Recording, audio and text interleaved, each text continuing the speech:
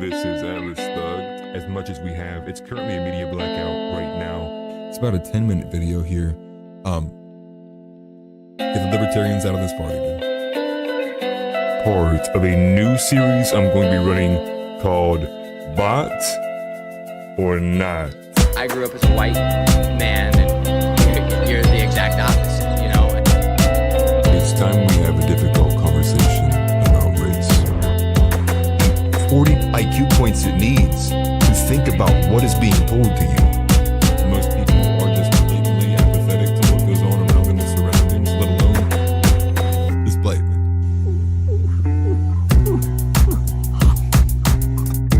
A trans woman's penis make you gay? Can I define to answer that comment? The dating market is for men your age. I'm not a misogynist, I'm a sexist. Right, like for example, like as a white man, I can go out and I could go right here in Columbus and scream the N-word as loud as I wanted to because I have that privilege.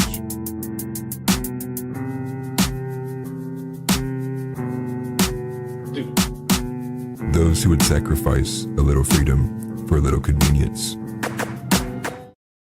Who needs an intro? Today's not a good day and I could care less how not casual or not serious this is. Man. I have gone back and forth between anger, sadness. I think about his children, his wife.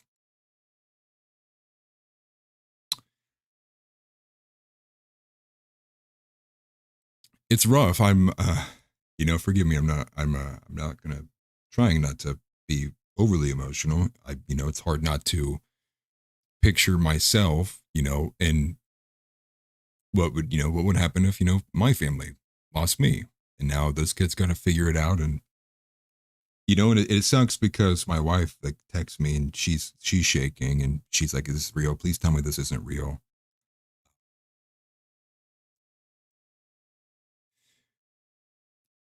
The video, I'm not going to watch any of those videos on stream. Forgive me, I'm going to try to compose myself a bit more, but I don't know what to really even say. I don't have a poignant kind of take right off the rip, besides this is, what we were on this path. This was the path we were headed down, are still headed down.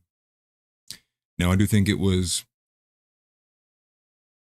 good that Donald Trump and JD and everybody is obviously, rallied around this. But the reality is ultimately that, what are we going to do now? What are we going to do now to prevent this from happening in the future? So I do have a bunch of stuff bookmarked. We'll go through it. For anyone who doesn't know the full, I guess the report as from what I've seen, the latest, we'll start there, which is there's conflicting reports of whether or not the actual shooter was indeed the one that was taken into custody. People are doing the math of the ballistics, trying to do some of the trajectory there, trying to figure out what side of the hill he was positioned on. The negative thing with it is if you look at the actual setup, there's no way that, if Donald Trump was speaking at Utah, there's no way they would have let him speak in the way that this was positioned. If you see, it's basically the way he was sat, which he was sitting in an auditorium style all the way down in this bottom corner. And it's everything that's next to him is all the way up back.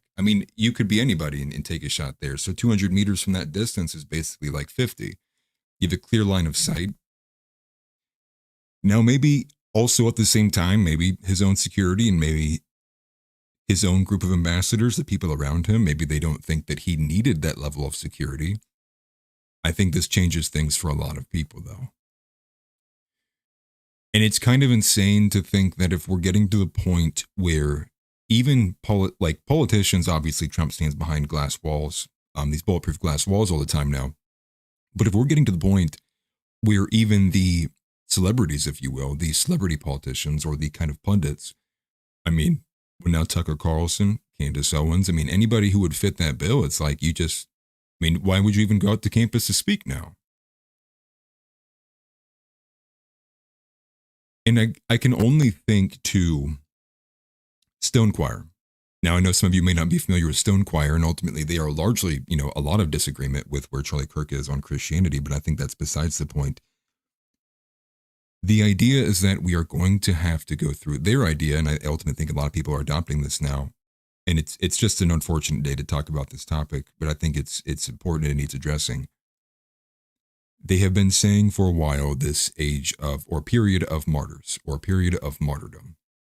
And ultimately that for the right wing to move away from this kind of positioning it's in, where it's half liberal and not even really right wing, this is the only direction. And it's sad because I think you can kind of look a little bit about the experience with Anna Kasparian. And that's when it hit me hard, which is for a lot of people, they literally will not change their mind on certain topics unless something like physically happens to them. So for Anna Kasparian, she had to physically be assaulted on the train station or whatever for her to ultimately be like, okay, wait a minute, maybe public transit's not that bad. But to think if we're in this position now, that people literally have to have something like violent occur to them, I just like,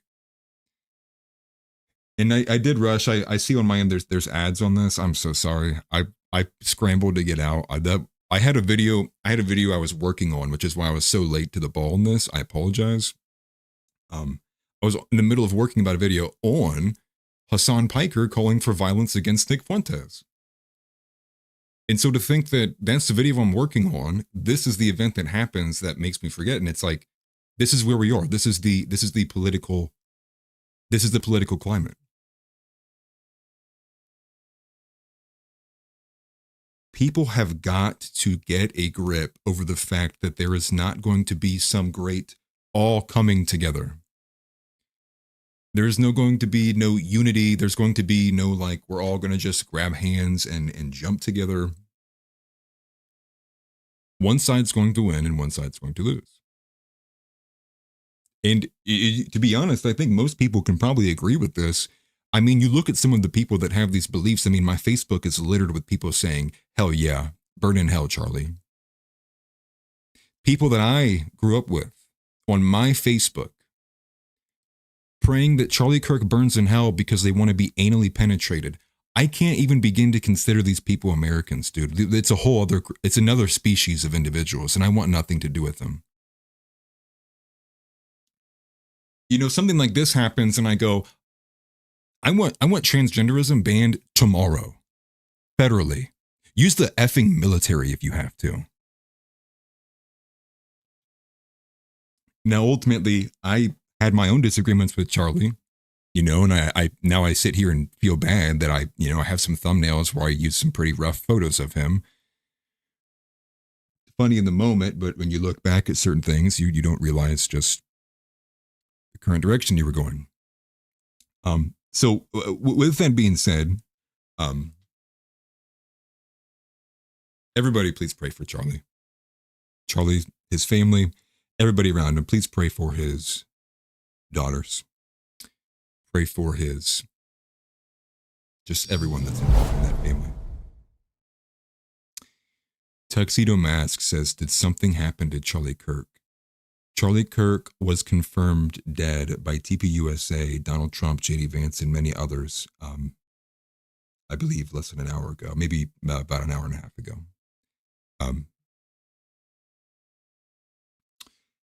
I had seen initially that he was getting blood transfusions. I believe Breitbart was the first person who had reported that he had been taken away or rushed away from the scene. And it's I saw the video. There's probably different thoughts of mine from some people, whether you should watch something like that or you shouldn't. I think that on an individual basis, for most people, you have an idea of like how much you can stomach. It is graphic. I'm not going to show it. So if you're looking for that video, I'm not airing it here. I'm not doing it.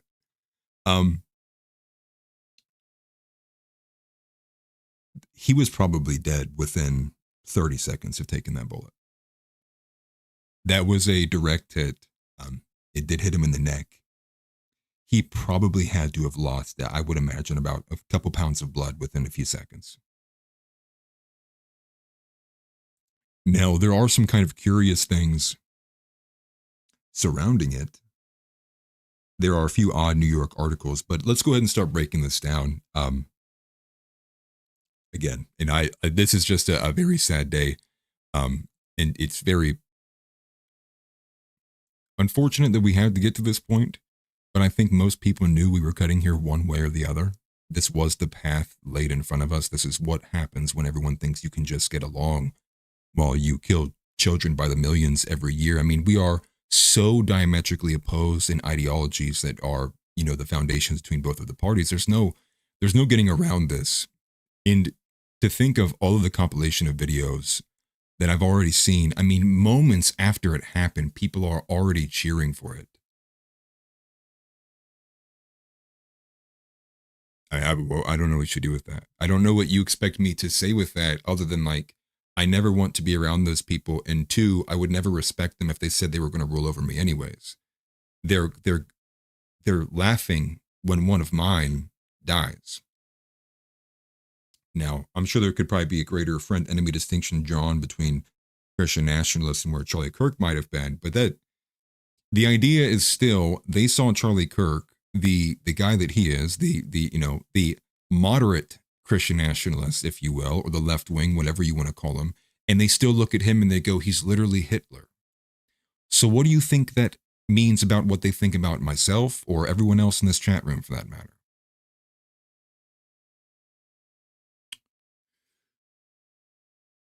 It does feel personal. It does. And frankly speaking, I mean, this could have been a multitude of people. I mean, this could have been Myron Gaines. Basically, I mean, think of all the people who do these typical kind of things. There's been Steven Crowder. This could have been, this could have been one of the guys from our OTO. If they were doing a campus fan, this could be many people. So let's go through a couple of things. I'm going to get my X pulled up because I bookmarked in a flurry a bunch of things. We'll go through them.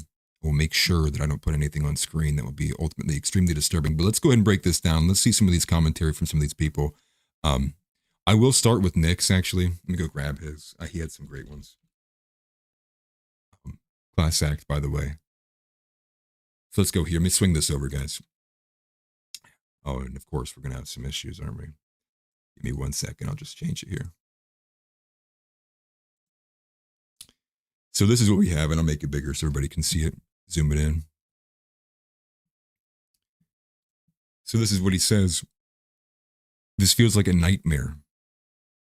One of the most horrific things I've ever seen. I feel absolutely gutted and devastated. Pray for Charlie Kirk's soul, his young family, and for our country. The violence and hatred has to stop. Our country needs Christ now more than ever. That is the solution.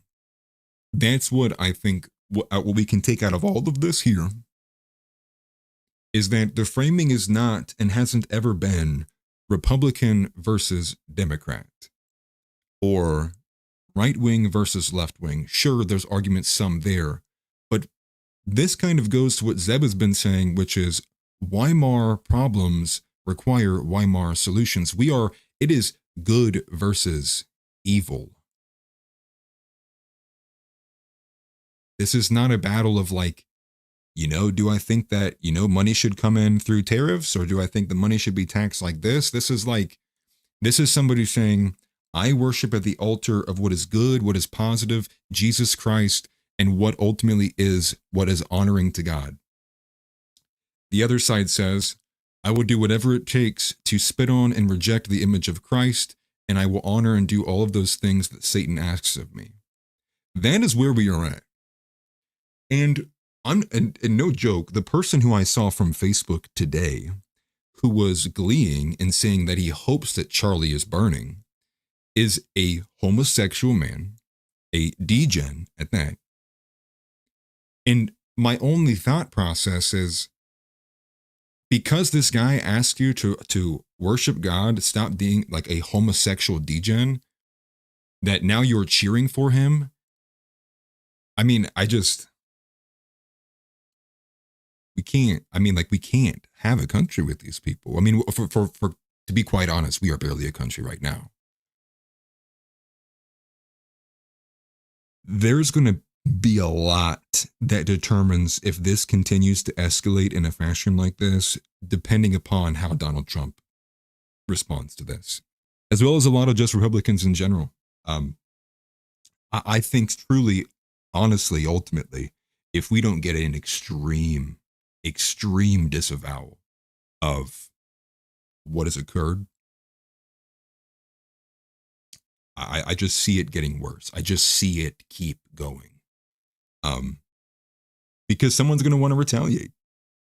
I mean, sure, many people like in the chat here, probably a combination of anger, also in sadness, trying not to blackmail, trying to think, well, is this just the way it has to be? And no, it doesn't have to be this way. But if you don't want it to be this way, you're going to have to actually do something. There's no more nice words that matter anymore. I mean, like, literal actions. And it pains me to think that this guy went down basically defending all of the inaction of the current administration. You would think at the very least the Trump administration could do a bit. Some of the next ones here, though, from, Nick, there's obviously, pray for Charlie Kirk, but that's basically all that he has said about this so far. And again, I reiterate, pray for Charlie Kirk and his family, his daughters. They do not deserve that whatsoever. And now it's a thing to deal with, right? And I'm curious, what is Myron Gaines thinking, right? What is Myron Gaines thinking now? Do I take the chance that I go to a university now and I'm going to be as vocal? And I'm sure Myron probably will be, right? I don't think Myron's a coward, but this kind of goes a bit with the Alexandre Gazer interview we did yesterday, which is ultimately this is a thing for men who have families, that you have to think about this. This is a thing. This is an assessment you have to make. You are responsible to more people than just yourself. And continually showing up at college events I wouldn't say vain, but in a kind of defiant attempt to push back at like the possibility of a threat it's hard to make that risk. It's hard to take that gamble and say, this is important than my family's security. But that people are going to have to think like this now. And not that there weren't those kind of calculations before, but I mean, how many, in short order, we've had how many assassination attempts on our president, and now this is happening to people who aren't even a politician. Sure, he's obviously huge. No one's saying he's not a major figure. He is probably like the biggest mainstream conservative figure, if you will, maybe, outside of Tucker Carlson. But he was at the top. It's insane because it's like, it does feel like a nightmare. It's hard to kind of conceptualize everything here, but let's go to some of these bookmarks. I did have some other commentary from other people, as well as some like conflicting information, if you will. So we'll just go down the line and we'll go to the timeline. Again, this isn't going to be as prepared for as it was. I mean, I literally at the drop of a hat turned around and wanted to make sure I covered this. And I do apologize for ads. I always turn those off for all of my streams. I forgot to do it this time. Please forgive me. But this is from Asmongold. Asmongold writes, anybody surprised at what happened to Charlie Kirk has not been paying attention. Go anywhere. Reddit, Twitter, etc., and you'll find thousands of unhinged direct calls to violence over politics. Until it's addressed for what it is, things like this will continue to happen. Yes. And this really kind of nails it on the head when you're talking to people who are a lot older than you, who are kind of, outside that realm, if you will, a little bit.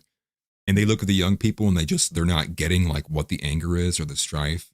It is a serious issue of like all of these individuals who just read headlines or, for lack of other reasons, just cannot be bothered literally to to pay attention or to even think critically about anything. And they're just like, well, why can't everybody just get along, right? I hear it all the time from some of these boomer people I'm around, and they're just, it must be nice living in some delusion of just like everything's okay, you know, and I'm sure it is for a lot of boomers. As long as they have a home, they're getting money coming in, like it's easy to not pay attention to things. But for pretty much anyone under the age of 30, you're not in that position. You don't have that choice. You have to seriously think about what the hell is going on. Why do I have nothing? Why does everything feel painful? Like why is the dating market destroyed? Why is the job market destroyed? Why does it feel like everything's black-pilled? Why is sex being pushed everywhere? Why is you just keep going categorically every single aspect of human life. You go, what's going on here? But it is true. And there is an aspect of it ultimately that politics is a minority. A lot of people, like the majority of people, would prefer not to be bothered with this. And it's just a basic, they don't want to be irritated. Nobody wants to be angry. It's easier to be happy, right? It's a common kind of assessment you can make there. But this leads to huge negative externalities, which is if a small portion of people actually have a strong grasp over what's going on, it is not going to be surprising when things like this happen and people go, whoa, now they got to play catch up. You should have been paying attention a long time ago. You should have had some stake in the game. Or even that, imagine you're a citizen in the United States, you get you're just living your life and you don't do anything with your duties or responsibilities. I mean, you have a responsibility. You can't be a citizen in a country and not have responsibilities. Rights, they imply there's some duty. Having just a right with no actual duty or responsibility or accountability to it is just like, I mean, that's nonsensical. We'll go on. We have this from Kaiser Rev. This is a nice piece here. We'll put this on screen. This is Charlie Kirk's wife and daughter. But this is from Kaiser Rev, and shout out to Kaiser Rev. They're a good clipper. Charlie Kirk was just hugging his daughter on Fox and Friends just days before he was fatally shot in Utah. He is in heaven now. R.I.P. Charlie Kirk. Here's a 14-second clip here. You know, oh, Lord have mercy. That was super loud. Forgive me.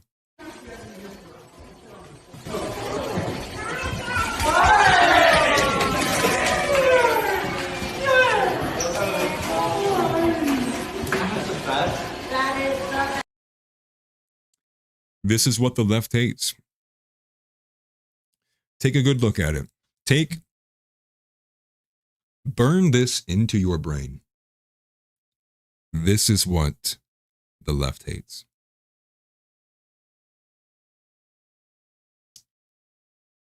Sam Hyde is spot on when he says the majority of the left is made up by a bunch of dysgenic, ugly people, and not just ugly in appearance, but ugly in their soul.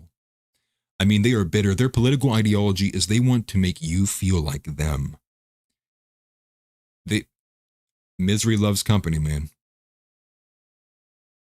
That is the left. And it is very depressing. It is extremely depressing.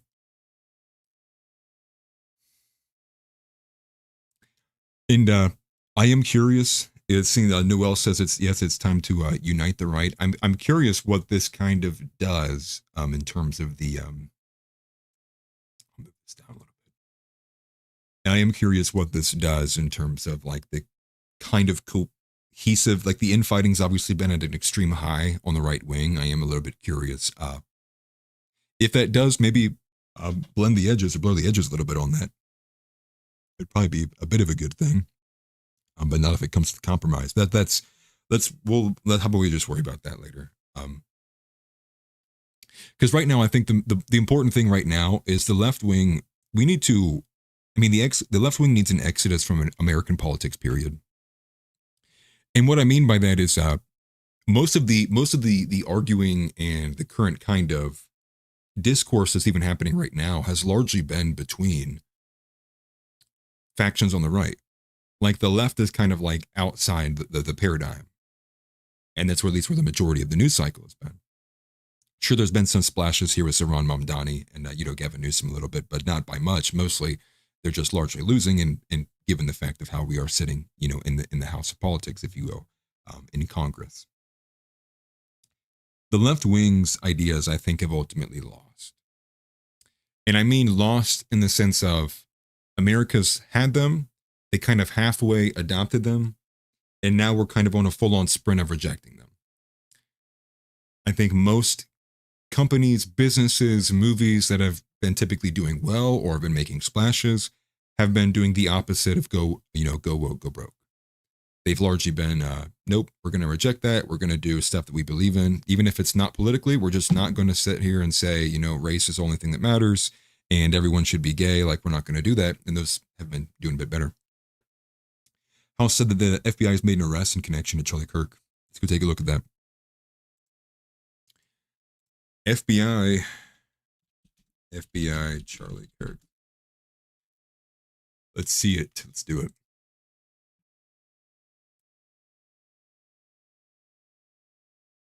Okay, this is from Nick Sortor. Good looks, House AI. Everyone give a shout out to the mod House Leotardo. I don't know what I would do without him sending me half the articles that he does, to be honest with you. But that is what, from Nick Sortor here, the assassin who took the life of Charlie Kirk has been arrested. And that is from Kash Patel as well, per FBI Director Patel. Capital punishment is necessary. Yeah, duh. Duh. I'm not going to sit here, obviously the death penalty, and I'm not going to, I'm not going to take any kind of joy, no matter how many times we shoot this guy, it doesn't bring Charlie Kirk back, right? No matter like how public his execution may be or whatever they decide to do with him, that doesn't bring Charlie Kirk back. It just kind of gets us a slight bit of restitution. Now, ultimately, the thing is like, yes, this should be in place and in a strong position, because if you have a strong consequence to even like the slightest of infractions against the law, then clearly people are going to be less inclined to do it or risk even getting caught. But the thing is like, it just should have never happened in the first place. I mean, we're straight behaving like absolute beasts right now. I never mind. I don't mean we. The left is behaving like beasts. But it's a battle between good versus evil. This is not because, somebody's economic policy was wrong. It's because they hate you. They hate everything you stand for. They hate that you love Jesus Christ. They hate that you won't just let them penetrate themselves. They hate that you won't just love sodomy as much as they do. I don't know, man. I don't know. But that is from Nick Sortor. I'll go back to the bookmarks here. I feel like I had a couple other things. Forgive me. Hopefully it's still big enough you guys can see it. Let me get down here. But this is from Trump. This is from President Trump when he did confirm the death of Charlie Kirk. And this is from AF Post. Is saying, we ask our followers to pray for his soul and his family. Rest in peace, Charlie Kirk. But this is from Donald Trump. And he writes, the great and even legendary Charlie Kirk is dead. No one understood or had the heart of the youth in the United States of America better than Charlie. He was loved and admired by all, especially me, and now he is no longer with us. Melania and my sympathies go out to his beautiful wife, Erica, and family. Charlie, we love you. Yeah, I'm going to be honest. If there's people in chat even halfway playing around and want to joke and do all that, dude, mods, just ban them. I could care less to see some retarded bullshit in the chat. Just go somewhere else, man. Go be what God made you to be somewhere else. Some good pictures. Hopefully, I tried to find one of the best pictures I could, just to, push back a bit from me obviously posting a bunch of really poor thumbnails of him. But I never wished, I obviously disagree with the guy, but nobody in my side of the camp wished him harm. These people are insane, man.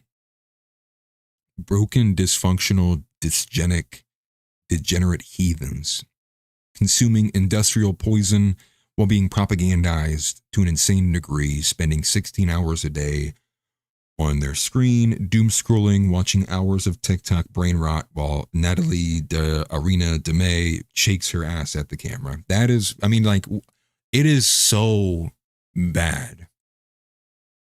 It is so bad. On a secondary note, though, this is from Adam. This is one thing I was going to bring up. That was what I had seen. If I can find it in the bookmarks, or I'll just search it in general. I've seen this angle too, which is that there was thoughts that, you know, if he was to ever, you know, walk away from the full-blown pro-Israel propaganda, he'd essentially be taken out. That's another angle. You know, so who knows if it, you know, really is into deranged leftists, right? And maybe this was a coordinated hit because he's not carrying water for, you know, the company that basically owns this nation. Lord, man, it sucks, dude. And that is a good point. That's basically what my dad said. My dad says also he feels like this is the beginning of something. Now, I had a couple of normies as well text me too, because and truth be told, a lot of people texted me when that happened, and I was ignoring it because I was making a video. I didn't realize how serious it was. And once I had noticed, I was like, oh. But even my normie friends are out here saying they think maybe this will be the beginning of something. And I'm glad that you brought that up, Mr. Petrus Prismus. I'm telling you, I watched the video. It was a direct strike. It had to have been in an artery or the jugular vein. I mean, it was right here, like on his neck. And the moment it caps, you can see it a little bit. His eyes roll back a little bit. I think it was almost an immediate thing. But yeah, it wasn't a rookie. So I think that from 200 meters away, only one shot was fired. There was no other shots fired, at least as far as I've seen. I mean, like that to me speaks to a hired hit, less so to a deranged leftist. Maybe a deranged leftist hired a trained hitman, but I can also see the Mossad angle here as well.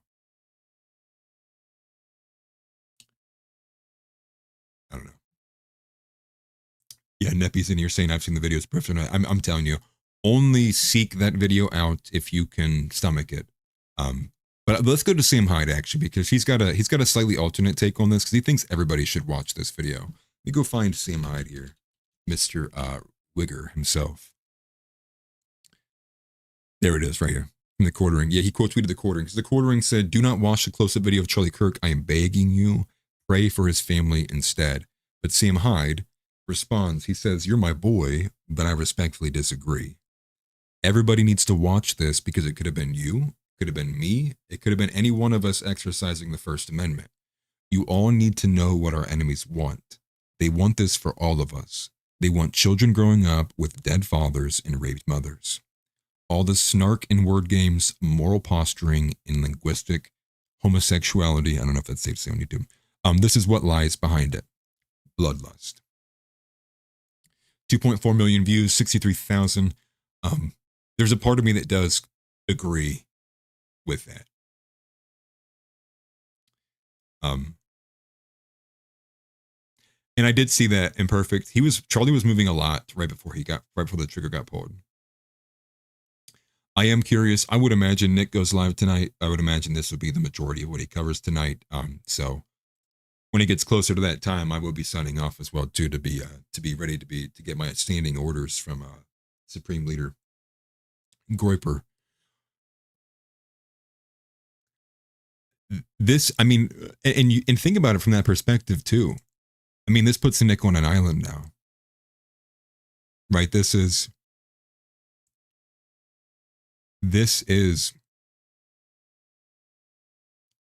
you know, this was the top guy. He basically would use this like, here's the other, you know, here's the other guy, right? Here's the other guy in the same vein as me, right? Now he's gone. And I'm sure he's got to be thinking too, like, I mean, he's hardly not in public life anyways. Jimmy Dore canceled. I'm sure it was probably mutual though. Probably a mutual cancellation, unless Jimmy Dore just canceled because he got pressured. But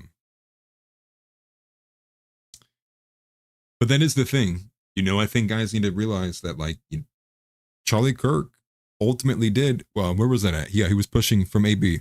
He was pushing the Overton. Even if it wasn't pushing it as hard as we wanted or as hard as Nick was, he was still pushing it. He was putting himself out there. He still was taking risks.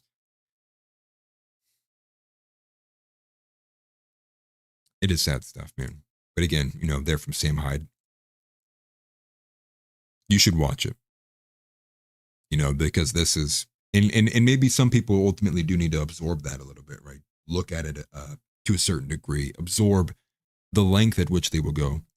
Okay, Nick posted on Telegram that Jimmy Dore canceled altogether. Interesting. That's curious. I saw a bit of this actually from when I was trying to make the video. Well, I did make the video. I will publish it tomorrow. It's just not important. It's literally just not important right now. Apparently there was a lot of pressure coming from some people, I would imagine left-wingers or the left-wing side of the audience from Jimmy Dore, to not have him on. I didn't realize that it went to a full cancellation. But yes, we did see that the shooter is in FBI custody from Nick Sortor. I'm sure we can just probably constantly scroll the top of this for Charlie Kirk. Let me actually, you know what I'm going to do? Because I don't know if I'm about to be showing something that's going to absolutely nuke my channel. I'm going to take it off screen. I'm going to skim through it. And if it looks okay, we'll put it back on screen. No sound on this one though. This looks like this is from RN.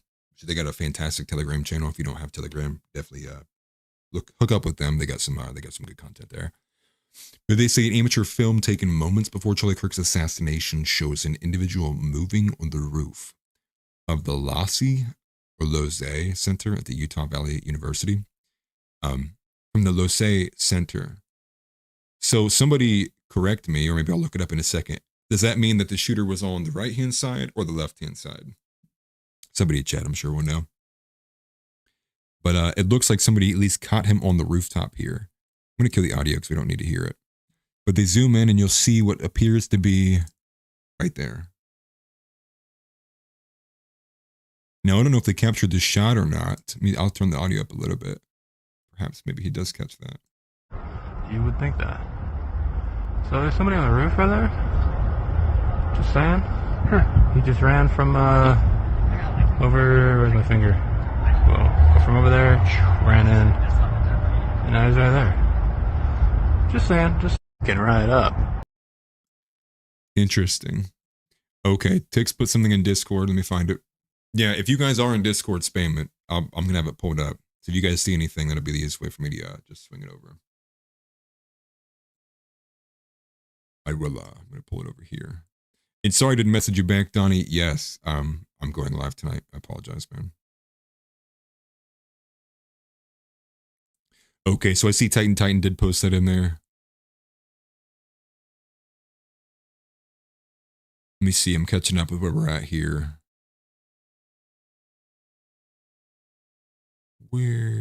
Tix, where did you put that at? Okay, I see this. Let me, how do I put that on screen? How can I, there we go. So this is where it's from. That's like the looking at the top here. So I would assume then that, yeah, Charlie Kirk was speaking down here in this region. Oh, you can't see my cursor, but where that little blue circle is to the bottom right there. So he was super close then. So I wouldn't even say it's 200 meters. That looks much closer than 200 meters. But absolutely spot on. Shot heard around the world. Yeah, this feels almost to a higher degree than when the Donald Trump one happened. And I'm not sure why it feels like that. Maybe it's just because the political climate has escalated so much since then. Could be wrong.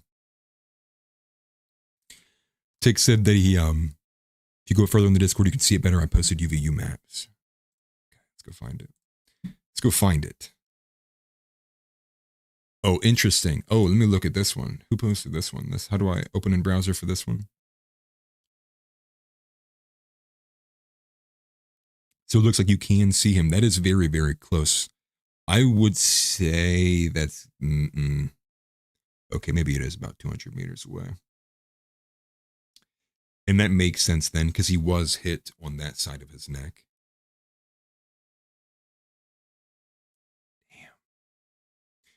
Marcus Young says, I think it feels more impactful than the Donald Trump one is because Charlie actually died. Yeah. Yeah, I think you guys are right. Maybe I'm just, I'm overthinking a little bit. I think you're actually spot on there, Marcus. And somebody else said that too. Jasmine said that too. Yeah, both you guys are right.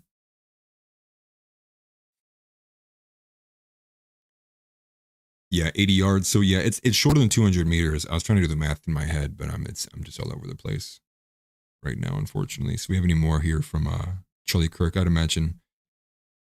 Let's take a listen here. This is from Pine Sap. This is Pine Sap. I interviewed him a couple weeks ago. Funny enough, here in actually like a week, the second half of his donations will come in. I'll be sending him a few $100 more over from the donations that you guys helped raise. So there's a good moment in there, I guess, a little bit.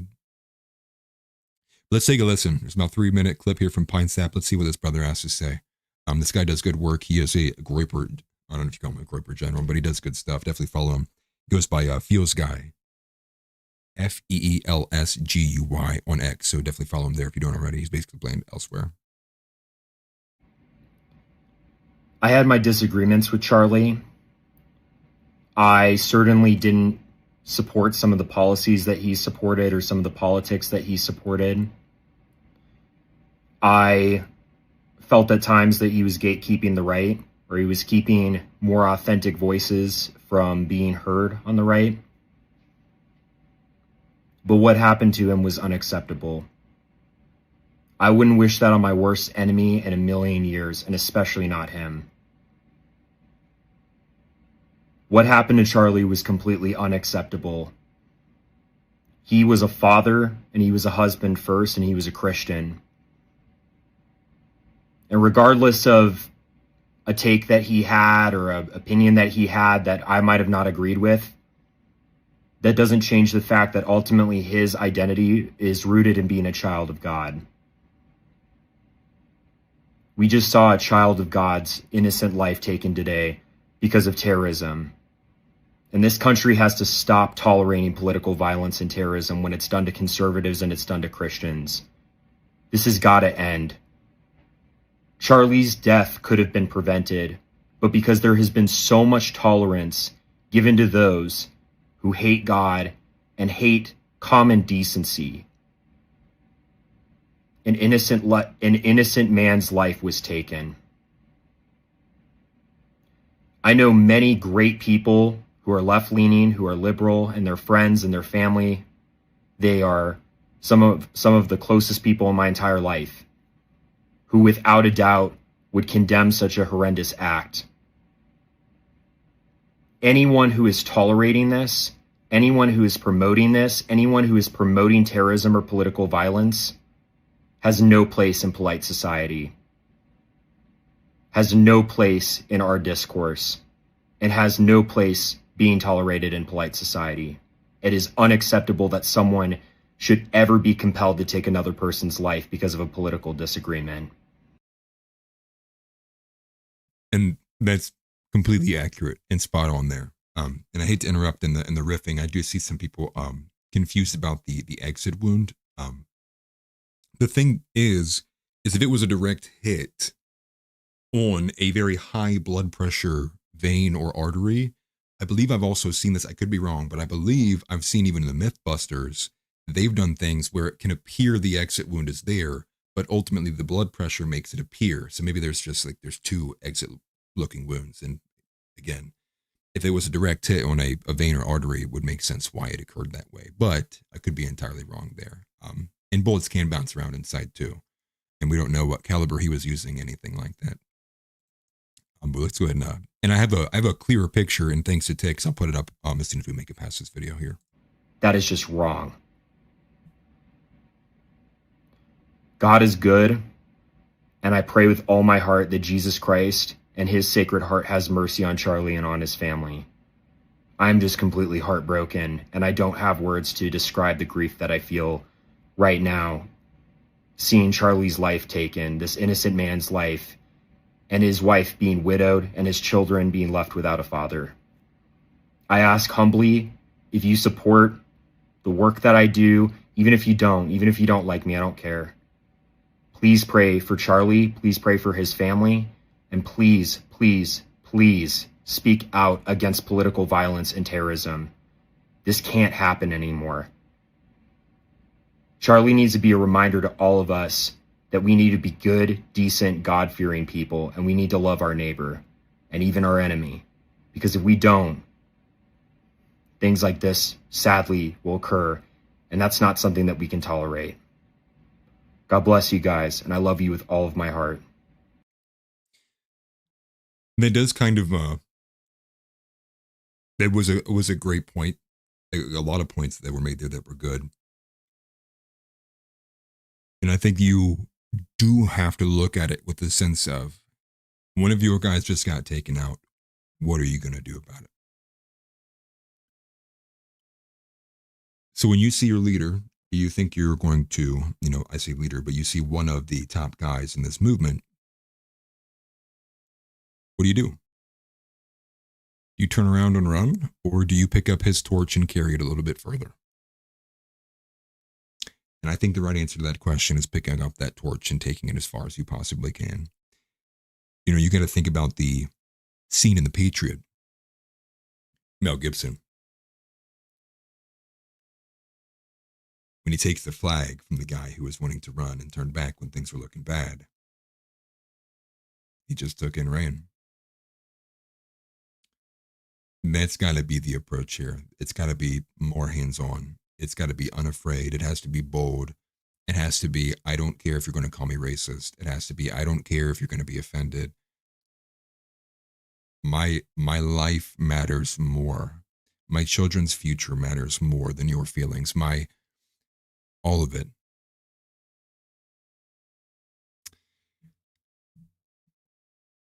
So good on him there. Somebody said that Asmund Gold had posted. I'll see if I can't find a post there from Asmund as well.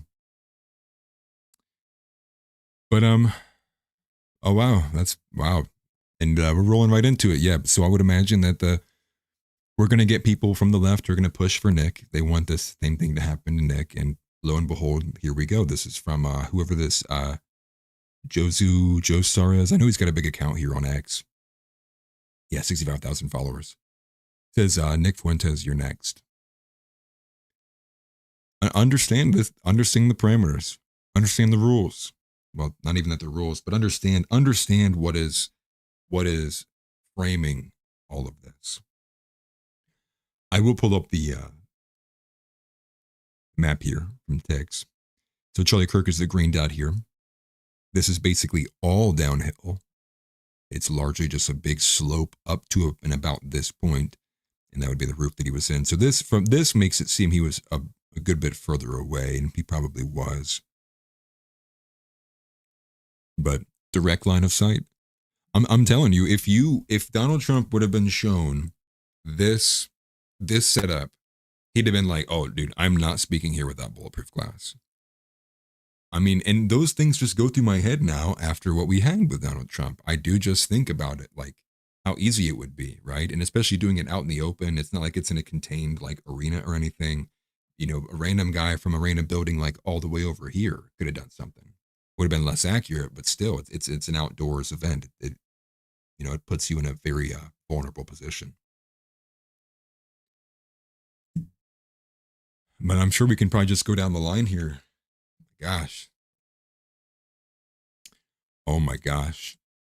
The House of Representatives attempt to hold a moment of silence for Charlie Kirk, but the Democrats protest.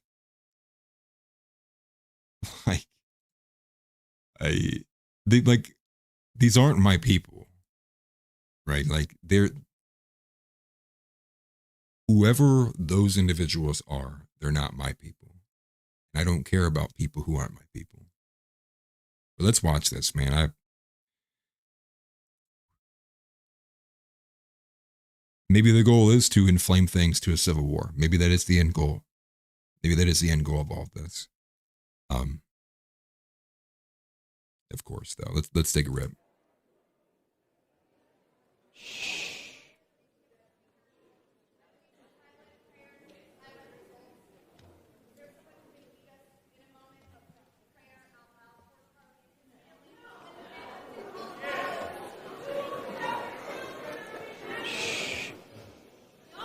let's wait a minute. Wait a minute. The House will be in order. The House will be in order. You guys probably can't hear it, but there's a bunch of like mumbling happening away The from House the camera. will be in order.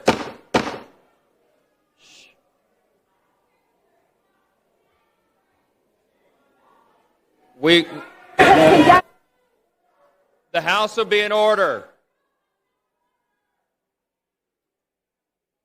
We will join prayer right after this, okay? All right, there you go. All right. Now, dude, it's just, yeah, Democrats.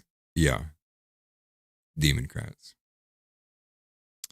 Here's another one from Nick Fuentes from 3 hours ago. He says, yesterday I thought I had seen the most horrific video of the year. Today proved me wrong. Wonderful country we have here. Oh, this isn't a real Nick account. It's a fake one.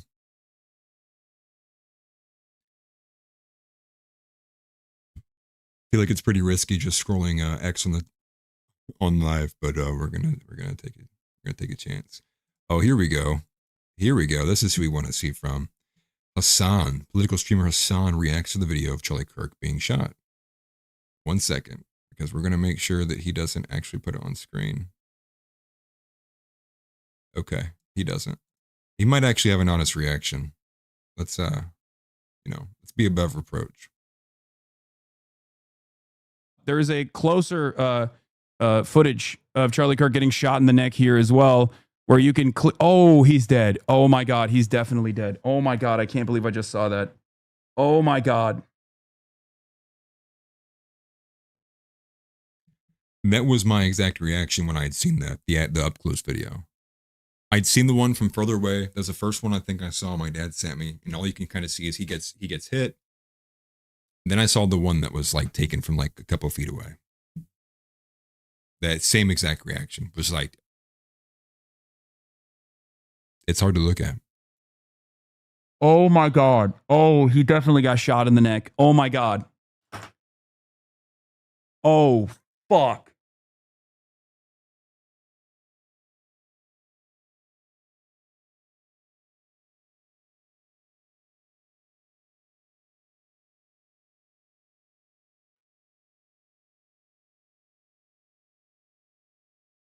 Oh yeah. No, that footage, that you do not want to see that. You do not want to see that. You do not want to see that. That footage, the close-up footage shows very clearly immediately blood pouring out of his jugular. He gets shot in the neck, blood pouring out of his jugular, like an unimaginable amount of blood pouring out of his jugular. There is very, very little chance that he survived that. I don't know. I don't know if he did, but it doesn't seem like it.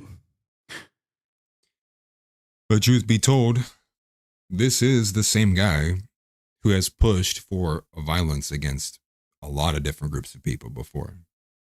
I am going to publish that video. Sure, he has a genuine reaction here. But I have little faith that that's a fully genuine reaction. I'm not trying to even be inflammatory, but just from making the video earlier today, I have fresh in my head 4 different instances of Hassan calling for violence against people. 2 of them were like some like terrorist issue, like aspects like Houthis or whatever. One was against capitalists, and I forget what the other one was about. But he's called for violence multiple times. This is part of the reason why people actually like can't stand the guy on Twitch, is because like he gets protective treatment. Anyone else does something and they get offended, they get reported, they get banned. He consistently calls for violence and gets like 30-minute bans. They're like, oh, okay, like just take a break for a little bit. Oh, and Hassan's back. He's been unbanned. It's just a joke the way they treat this stuff. And we know that. Everybody knows that. It's not ever been, we don't play on an equal playing field, and that's part of it. If we were allowed to play on an equal playing field, the left wouldn't exist. Their ideas would get stomped out in seconds. Again, AI, given full and free unfettered access, immediately starts praising Hitler.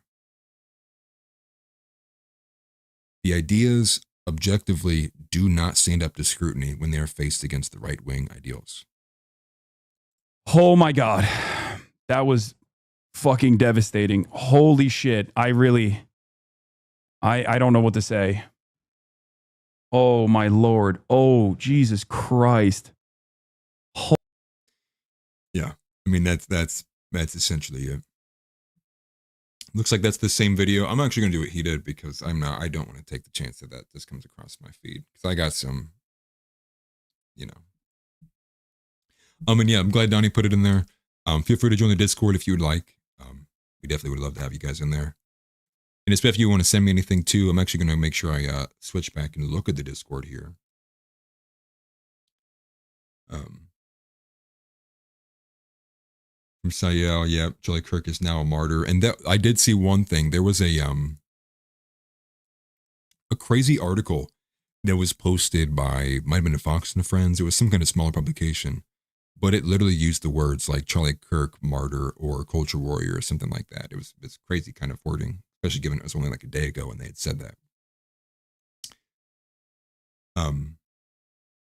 That is a good take. The reaction seems to be purely a result of the pure gory nature of the video. No words of empathy or hopes for Charlie's health.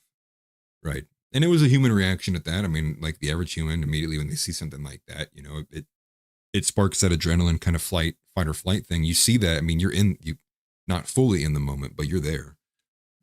Another video showing the one from the up on the hill shows that people were immediately like they just start screaming. I mean, it was within seconds. Everyone was just panicked in chaos. I never want to be in a moment like that. But let me read this. I'm going to read this. No, it's a bit too long and it might be a little bit of a Fed post. I'm going to go here. This is from Tin Man, right? Am I getting that name correct? I hope I'm getting the name right. Yeah, from Tin Man here in Discord. Let's pull this up. Is this the shooter? This is from Spinach Bra, and I did see a second post about this, but supposedly there's this tweet. Charlie Kirk is coming to my college tomorrow. I really hope someone evaporates him, literally. They followed that up by saying, let's just say something big will happen tomorrow. So maybe it was, and maybe they were privy to it. The individual I saw within the first like 20, 30 minutes who was in custody, I don't know if he had fully been arrested or processed. The individual was like a 60-some-year-old man. Maybe he did have that kind of physiognomy of a old kind of leftist, elitist individual. But maybe he was this transgender person, what it looks like. And to think like they wanted to harm Charlie. They are cheering on the fact that this happened because they want to mutilate themselves, because they want to gain sexual pleasure by playing pretend. I mean, really? That's why Charlie Kirk was assassinated today? Really? I mean, when you just think about it, I mean, like, I don't even, like, it's hard to feel sad. It just pisses me off. Like, we are playing literal games with a bunch of children.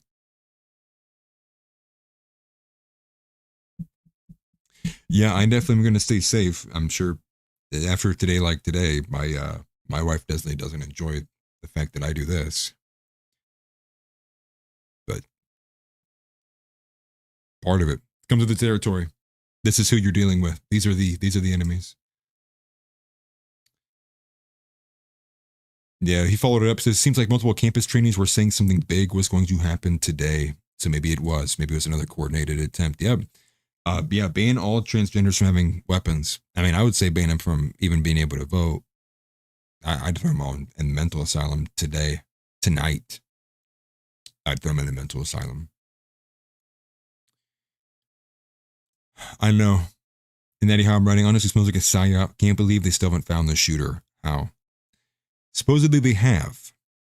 That's what Sortor, but again, that's a fresh report. It's only like 10, 15, 20 minutes old now at this point, so most people probably haven't seen it yet. But Nick Sortor did report that the FBI has him in custody, and that came from Director Kash Patel. And I'm sure I am sure. I'm sure Nick is probably wondering if he needs to ever go out in public ever again to get his ideas across. And the sad thing is this is something that I have, forgive me, I pressed the wrong button. This is something that I have said for the last couple of months, which is ultimately like we have to think about what would happen with not only like the right wing, but just think about like our movement in general, guys. Like what happens if something happens to Nick tomorrow? Who's left? Who becomes like the, you know, the pseudo leader then at that point? I mean, it's real. I mean, like these are like some real, like legitimate considerations you have to make. I mean, this is what they did back in the day. And what's crazy is parallel is the censorship is receding. We're coming back to more physical assassinations. Whereas when censorship was at its peak, there was less need for these physical assassinations, and they were dying down because all you would need to do was character assassination and then eliminate anybody off the platform who would, you know, ultimately, you know, speak any bit of truth to it. That's wild. So, great name.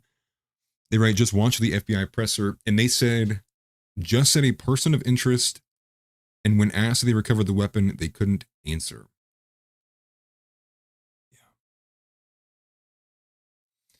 And that's the other part of it too, is like, you know, I don't trust the government.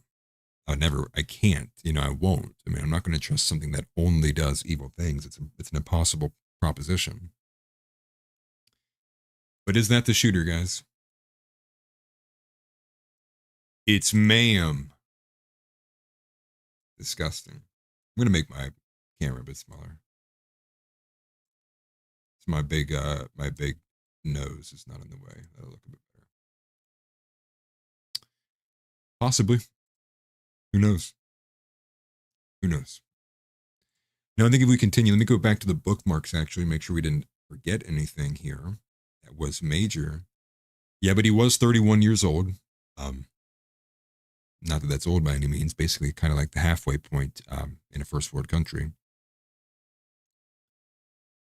Yeah, so that was kind of all I had gotten bookmarked from Charlie Kirk. Other stuff is related to the other video. Let's go ahead and we'll keep scrolling here. Let's see if we can't find some. It's from Ian Carroll. He says, I know it's too soon, but that was a professional shot at a secure venue. It wasn't. Oh, man. It wasn't random. Looks like the guy arrested was not the shooter based on reporting coming out now. It was a political assassination with complex planning involved. Be very careful in the information space around it, and pray for his poor wife and children. What a horrible burden for them to be forced to carry.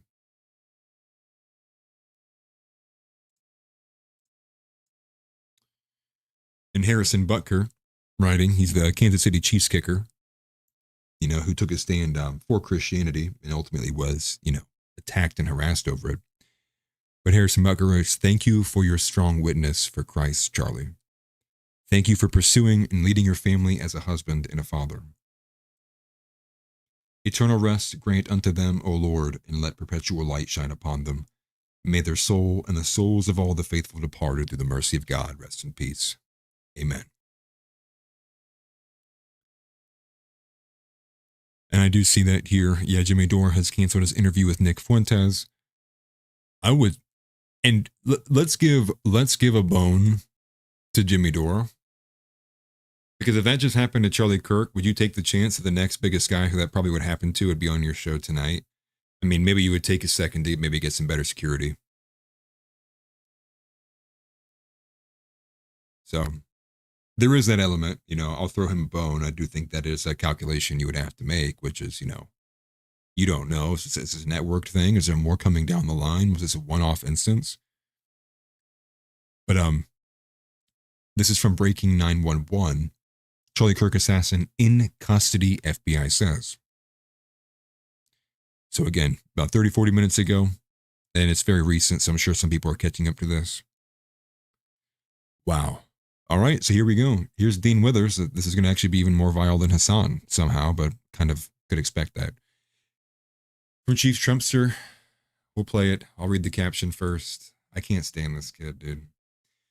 Chief Trumpster writes that even in death, Dean Withers is trashing Charlie Kirk and calling him a bad person and pretending to shed crocodile tears. Can't go a day, can he? Dean's Discord has individuals celebrating Kirk's death too. Vile. All right, let's take a listen to this this cucked, sad iteration of a white man. Boy, if you will.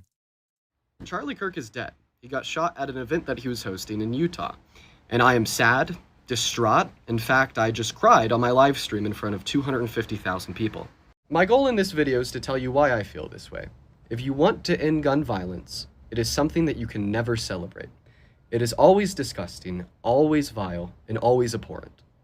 It should come as no shock to yourself when I tell you that I think Charlie Kirk was a bad person. I've made that very clear over the last year, but does that mean I think he deserves to lose his life? No. Does that mean I think his 2 young children, who were in attendance at the event where he was shot, deserve to watch their father die? No. Does that mean I think they deserve to grow up without him? No. Does that mean I think that his wife, who was also there, deserved to lose her husband? No.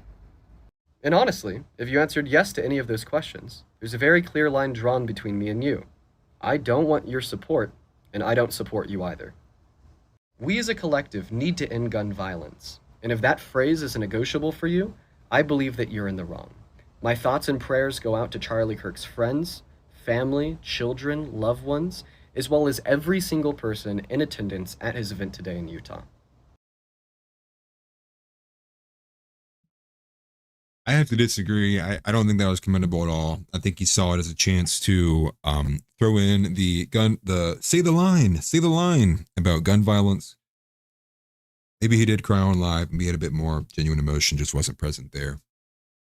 And truth be told, I probably couldn't care less what Dean Withers has to say, to be quite honest with you.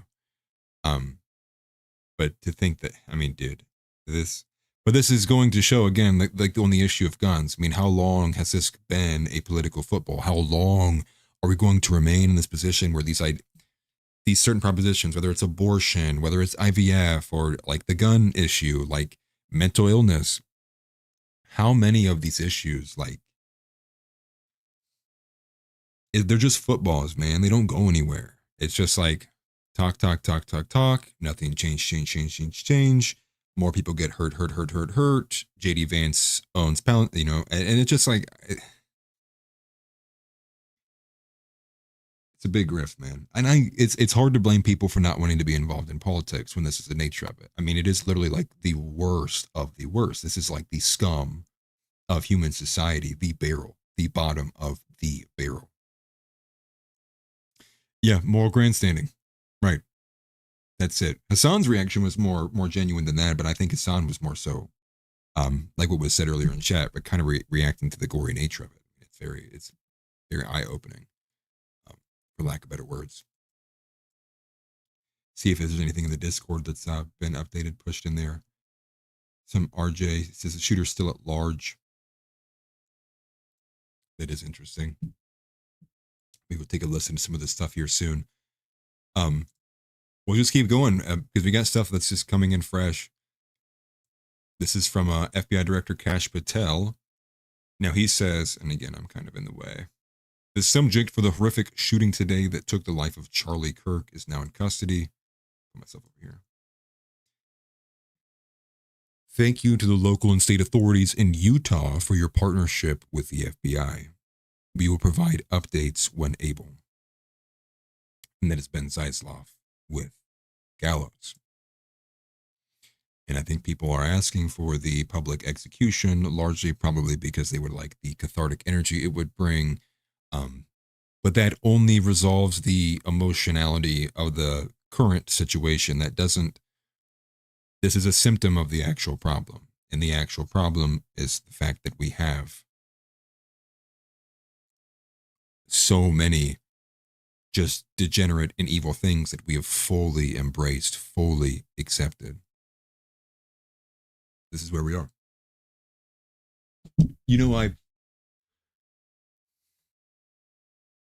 Sure, maybe it is a good thing. Maybe we do. Maybe the public executions are good. Maybe it's good that we have cathartic. I'm really trying to avoid falling into the same game as a left, which is like, we are taking joy of the anguish. I'll take joy in the justice for sure. Don't get me wrong there. But it's just rough all the way around. And do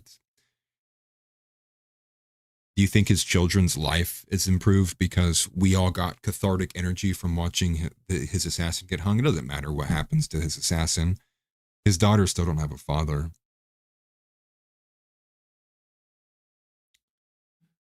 And to think like a guy who put so much into ensuring that he would be there for his children has now left his family with a fatherless home. And it's not him. Like, don't take me as saying like he's left it. I'm just saying like the irony there is very painful. It's very dark. Makes me angry. Makes me more angry than what I'm definitely letting be shown on stream. That is for sure. I have things I would like to say that I am unable to on this platform. But let's go on.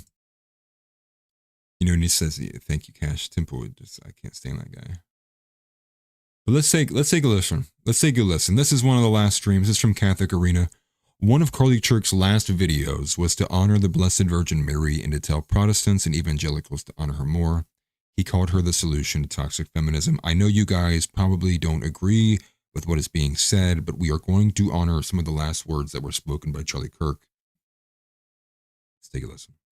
But let me first say, I think we as Protestant evangelicals under-venerate Mary. She was very important.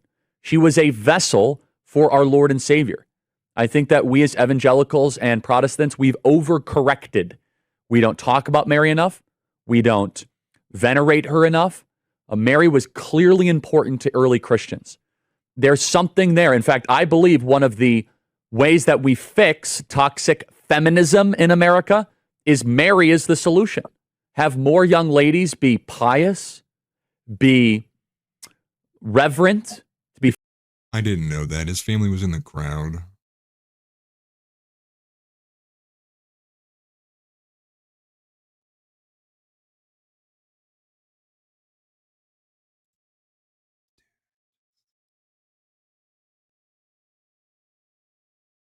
Full of faith, slow to anger, slow to words at times.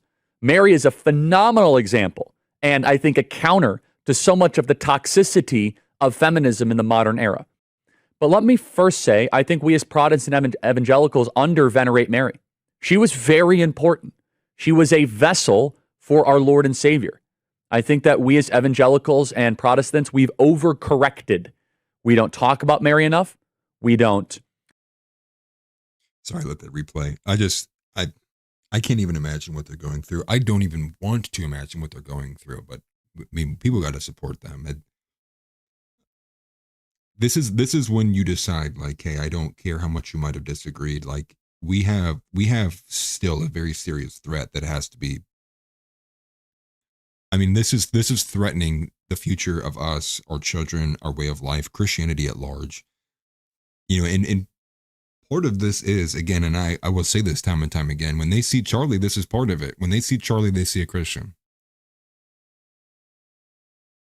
And that's what a lot of that anger comes from.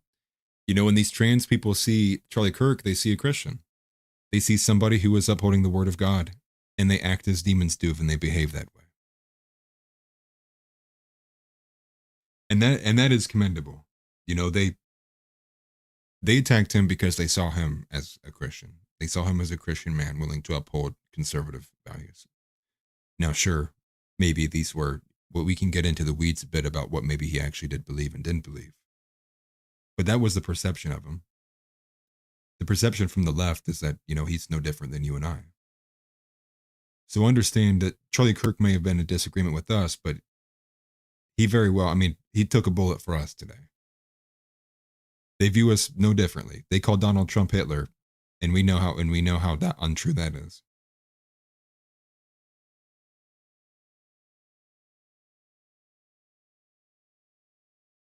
It's tough, man. And I'm sure a lot of people cried. I would be remiss if I said, my eyes didn't get a little watery. Just because it's a real, human moment. And it's hard for me to not look at my own daughter and think of my own daughter and just like, man, dude. And we're like,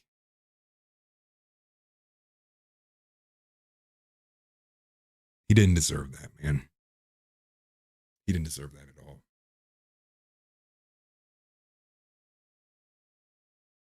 I'm telling you what, dude, my tolerance for the left after today is none, zero. You want to be a homosexual degen pushing trans? We're going to play a game, dude. I will not hold my tongue 1 ounce when it comes to you degenerate heathens. The least I can do is take the torch from where Charlie left it and push it in my own right. And same for everybody in the audience. Burn this in your mind the next time you feel like you shouldn't say something because it might offend somebody because they lean that way. Fuck that.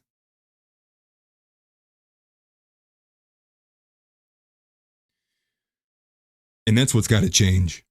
No more of this, HR's breathing down my neck 24/7. I don't care. Stop pushing gay shit in my face 24/7. Stop pushing gay shit all over. Stop destroying the minds of children so they think this shit is even a real thing to begin with anyways. And I'm not going to apologize for the cursing. I'm just not. Clutch your pearls elsewhere.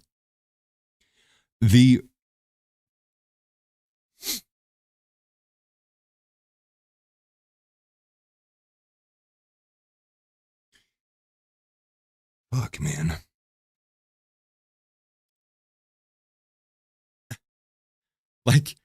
Like imagine this happens and you go back to work and you're going to be like, okay, I'll keep taking it, guys. I'll keep bending over and while my country gets raped to death. Okay. Don't be that person. Don't be a coward. Please. And this isn't even to dunk on people. I mean, like, it's literally like, we need you to not do this. We need you to actually seriously, like, help. We need you to help fight. Please stop bending over and taking it. It's like the least you could do is stop bending over and taking it. Stop, being afraid of what your wife may think. You cuck. Stop being afraid of what your parents may say on Facebook.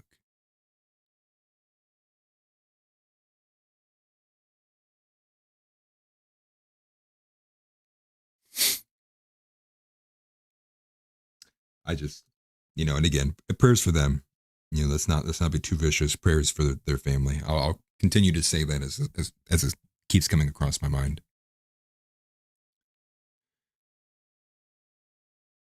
This is a great post from Joel Webbin. This is actually a fantastic post from Joel Webbin. Perfect to match the energy I got right now.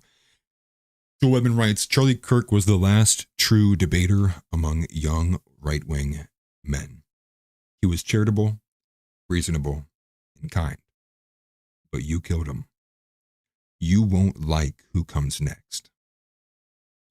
And then he follows it up with, the moderate right died today. Facts. Actual facts. Over are the days of me, of rainbows being shoved anywhere and everywhere, especially where the sun don't shine. Based Joel. Yes, Steve. Good. Wow, the right wing's going to get more radical? Really? It should have been years ago.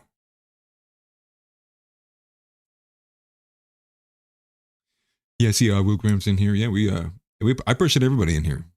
As long as your name's not Bob. I'm just messing. I'm sure Bob's watching still. He's a certified hate watcher. Fantastic poster, man. And again, from Devon Steck, I said this earlier, but this is the same thing that I said earlier. If they thought Charlie Kirk was too extreme, if they called him Hitler, if they call him a Nazi and deserve to die, what do they think of you? What do they think of you? I had a video about Zoran Mamdani, and people were commenting, how did I end up on the Nazi side of X?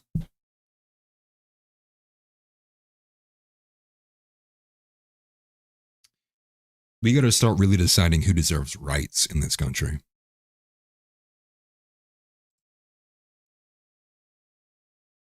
Truth. If you, I mean, seriously, think about it. If someone willingly goes through a procedure that mutilates their genitals, like, does that person deserve to have rights?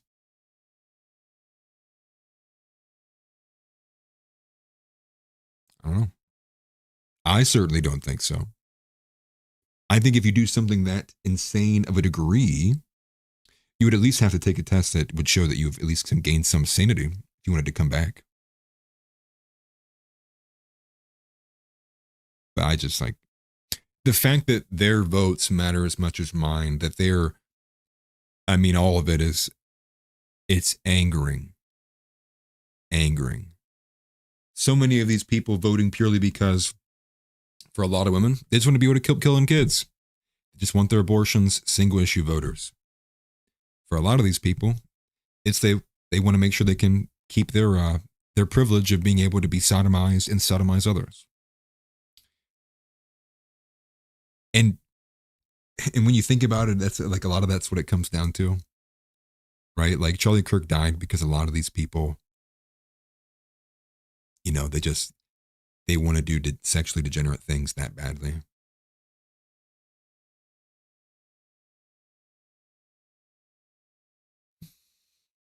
Insane. And then you see the right wing, right? And you see the lengths that we're not willing to go to for what I would say is much greater of a loss for much greater causes. The whole thing is just,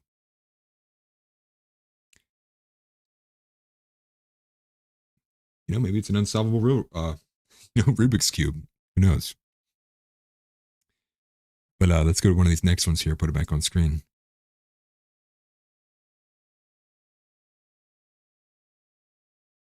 Wow. So this is going to go down a little bit. So Harrison Smith is the host from InfoWars. And he is the host who had opened and said a couple things relative to the fact that perhaps, you know, maybe the reason why Charlie will not walk away from the Israel stuff or the pro-Israel kind of sentiment is maybe perhaps there is an element here where he's been threatened. He's physically threatened. So this is from Chase Geiser, I believe former host of InfoWars. I believe he's now based in Arkansas. He's still with InfoWars, but I don't think he's going to be doing as many of his appearances as he was. But he writes, look what Harrison Smith said about Charlie Kirk fearing for his life a month ago, and then look what Charlie's last post mentioning Israel for us from the very next day. So this is the post from Harrison Smith. I'm not going to name names, but I was told by somebody close to Charlie that Charlie thinks Israel will kill him if he turns against them. This is the post from the very next day. So 8/14/25 and 8/13/25. Charlie writes, this is not promising. The West should not have to absorb yet another Muslim influx. What happens in Brussels will soon happen in Brooklyn. Forgive me. The West shouldn't take a single person from Gaza. Israel and Arab neighbors need to figure it out. Maybe that's possible. It's a possibility, and I'm definitely not writing it off. I think, if anything, a lot of the evidence actually speaks to that being more realistic of the scenario than otherwise. Professional hit. FBI apparently has somebody in custody, conflicting information. That's where I would put it. That is where I would put it.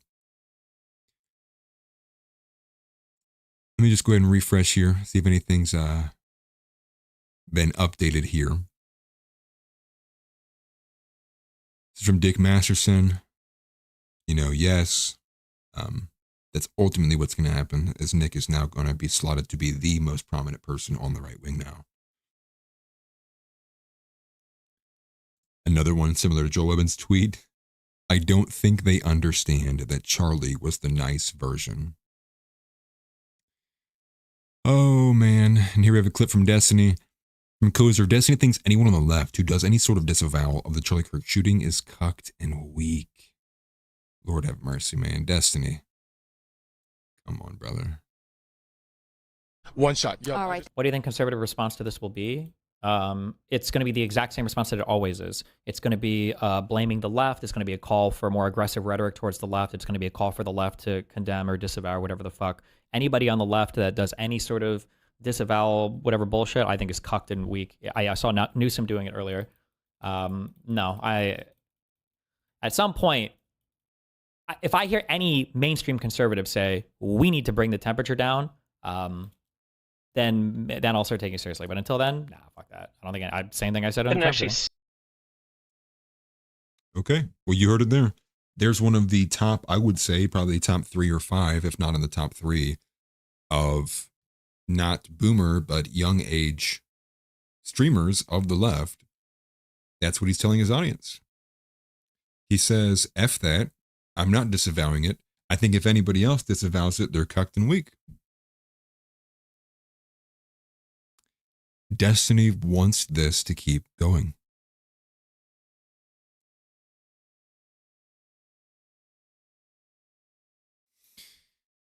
It's crazy to me how he can maintain a platform, man. I don't understand it, bro. I'm over here dancing in the rain, trying to make sure that I don't do anything that slips too much so I don't lose the channel.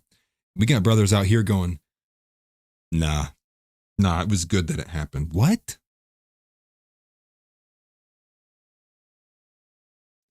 Now, I'll be honest.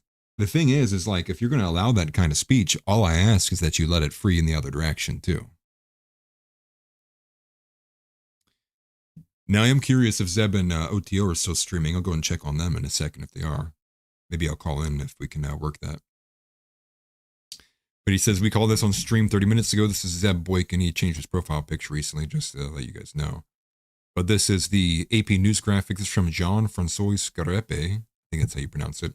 AP News graphics of Charlie Kirk's shooter positioning. The red is where Charlie was speaking, and the black, the Lossy Center. So it's okay. So tiered and elevated roofs. I mean, you have a perfect shot there, spot on. There's no barriers whatsoever. In fact, the only barrier might have actually been the tent that he was sitting underneath. Man.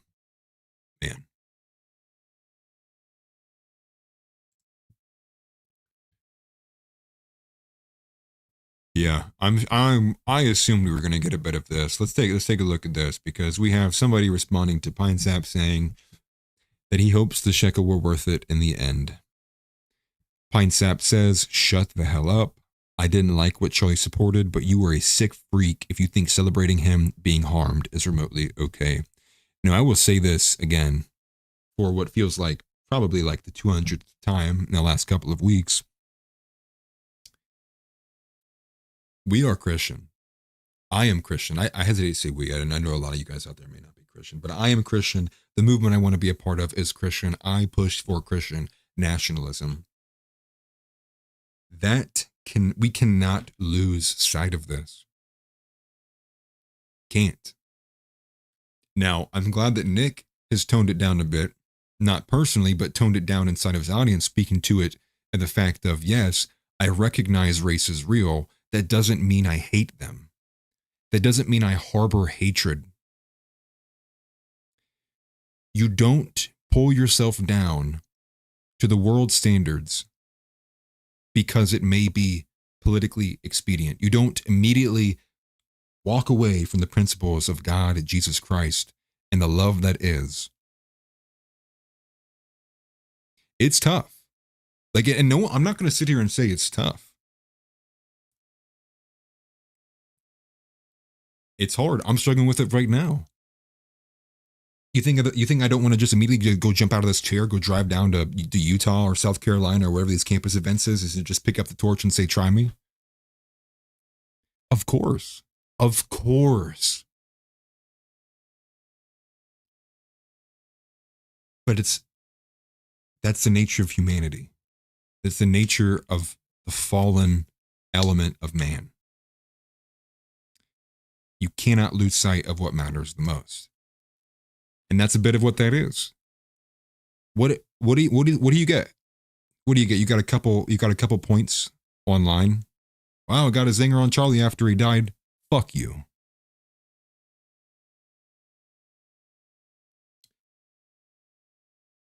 we have to be above reproach.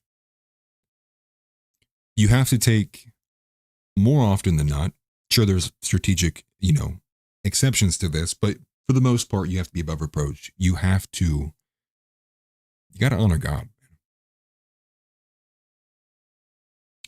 What would Jesus do?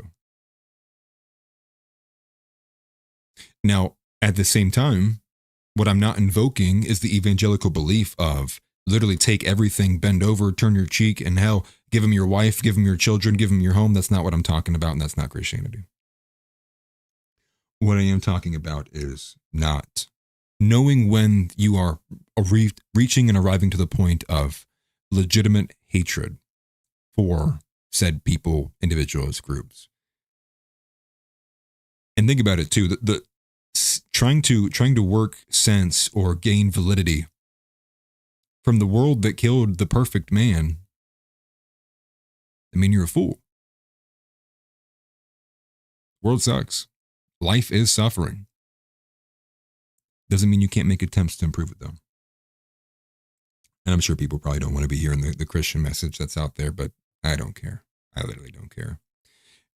We have got to put God back in this country. That's the answer. Now, people might say, like a revival or whatever. Ultimately, it's got to be legal. It's got to be pushed. The morality has to be embraced and attached and coupled with the law. That is where we have to push these things. Because the problem, again, is not economic policy. The problem is that the majority of the people in this country are godless heathens, and then another portion of them believe in some fake heretical Judeo-Christian belief. That's where it's at. Let's go back. Jackson Hinkle's talking about the Israel aspect. He says Charlie Kirk said he feared Israel would kill him if he stepped out of line. Netanyahu paused his attacks on 7 different countries to tweet about Charlie minutes after the attack. The arrested suspect was a patsy and the shooter is still on the run. Am I hearing this right? From 2 hours ago. Oh, we got a Myron clip. I was thinking about just stepping in on his stream here in a second. This is from Myron Gaines' update. It says Myron reacts to Rabbi Shmuley farming Charlie Kirk's death and begging for donations. Okay. Let's take a rip. Guys, let me show you how much of a piece of shit Rabbi Shmuley is. Look at this, chat. This dude literally made this tweet, bro. Today, as we witness yet another attempt to silence pro-Israel voices, we are reminded of the constant threats facing Rabbi Shmuley. For years, he has stood boldly for Israel and the Jewish people, yet he has been physically assaulted in Vienna, Miami, Sydney, and even in Times Square. The dangers are real, and they only continue to grow. To ensure safety and his ability to continue his vital work, we urgently need to raise funds for cameras, fencing, and professional security personnel. Without these protections, Rabbi Shmuley and his family remain exposed to unacceptable risks. And he puts a GoFundMe. What? Am I living in a fucking clown world? Tell me that's not real. He put it, okay. No way. No way I'm about to look at Rabbi Shmuley put a GoFundMe up for himself. Dog. I can't take it.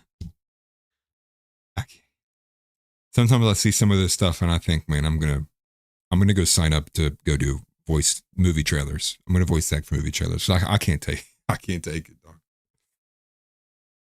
Please tell me this isn't real, bro. I'm trying to find it, man. Dog, it's real. Okay, I got it on screen. Here it is. This is from a couple hours ago. The GoFundMe, I'm just gonna click on it. Where does it take me? Dude, a 500,000 goal, bro. Oh, man.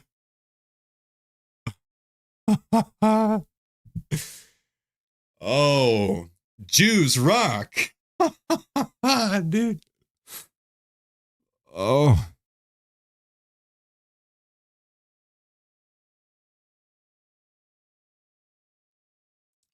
What are we doing, man? Like, it's almost like it's funny in the sense that, like, there's no effing way, bro. Shameless, man. You have to be so shameless. A 500,000 goal, by the way. And some of these donations are from a month ago, bro. He's had this up for a month. Dude's just begging for people to give him money for nothing. I did. Oh, dude.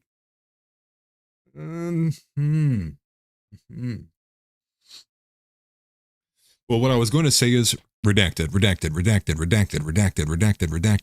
And that's what I think about Rabbi. Hey, take care, Steve, man. Have a good day at work. Try not to think about this too much. Try to be some positivity. Christ is King. Christ is God. As always, Steve. Have a good shift at work, brother. Love having you here, man. $500,000 goal. Man, why don't you have a more successful butt plug business, Rabbi?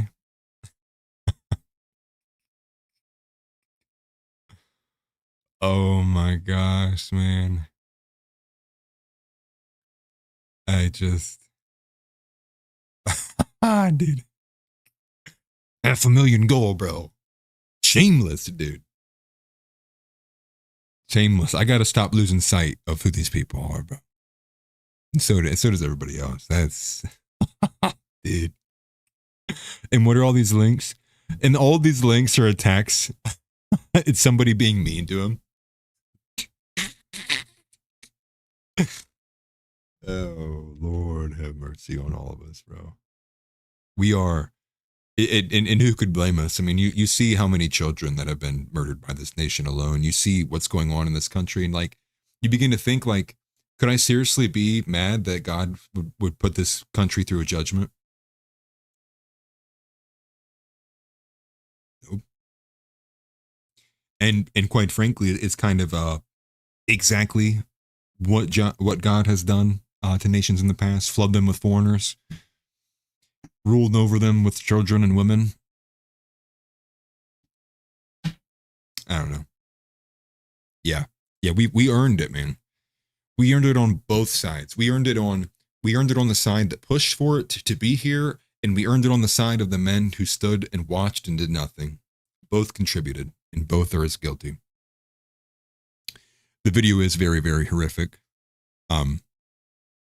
That is something to be said, actually, and I should have probably made a note of that earlier. If he's in here, Mr. Comrade Blackpill sent me a message. I didn't respond to it, but ultimately he was correct. And forgive me, guys. I just get busy. It's not that I'm ignoring you at all. Spam me out. I have no ego. I don't care if you send me 30 messages or not. I try to get to everything that I can. But maybe this will spur a bit more of the crackdown. I don't know. Because what happens if we go left, right? What if instead of Charlie Kirk they push and they go left? I don't know what to do with that. Yes. It's just insane. Let's go back though. Let's see if anything else has kind of been pushed out a bit more. We had that clip there from Myron Gaines. We're seeing the same kind of I guess I put it up on screen. Same kind of video being floated around. And this is my video will be covering this tomorrow. So be prepared for that, because again, what got buried because of this Charlie Kirk story is the fact that Hassan verbatim called for violence against Nick Fuentes. But be ready for that coming tomorrow. This is probably Charlie Kirk's last post here.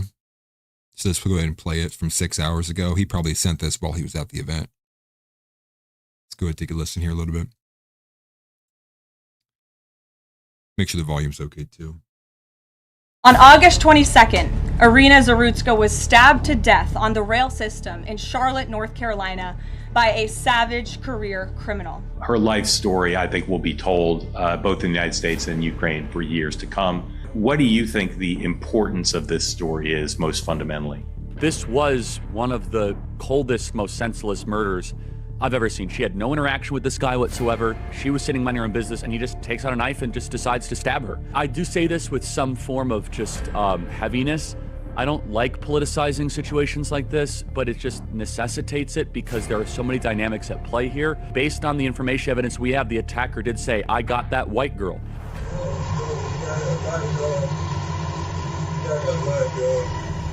The attacker racialized it in his own telling of this situation. And we all know this. Any honest observer of your program knows this, including Van Jones even knows this deep down, which is that, of course, if a random white person on a subway took out a knife and stabbed a black girl senselessly to death, there would be massive media coverage. There would be policy changes. There would be people having to apologize for this. We saw this in George Floyd. And yet, for whatever reason, this situation has not garnered even a fraction of that kind of outrage or backlash. And I really hope this story doesn't bury that one either, because we need restitution for all of these things, and hopefully that does push people to be a bit more vocal towards these things. Yeah, R.I.P. Charlie, rest in peace, brother. I have extremely strong belief that he's in paradise today and right now. So there is that. It's just tough, man. And, you know, so far I'm not seeing any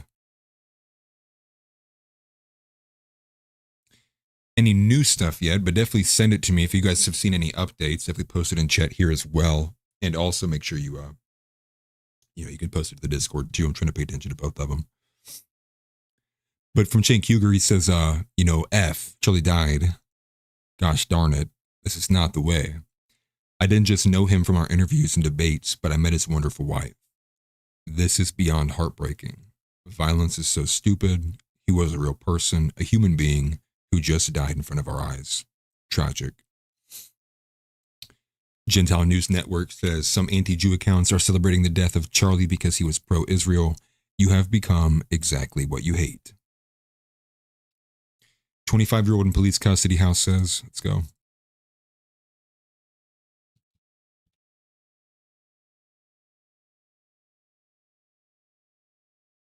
Oh my gosh, why can't I type? That's not a very good picture of Charlie.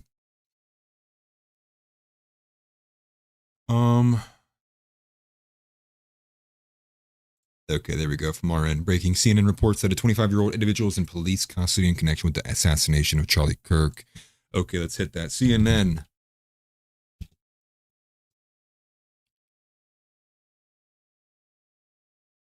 They have to have a live coverage right now, right? Let me just go to the homepage. Yeah, Raymond's covering it too, I would imagine. Does CNN not stream to YouTube? I don't have cable TV. Where would I? Does anybody in chat know where could I find a CNN link on YouTube? I'm trying to think of live right now.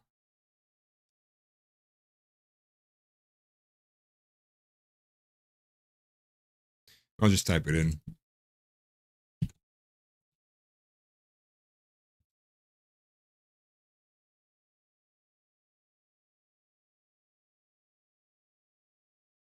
Okay, well, this is Fox.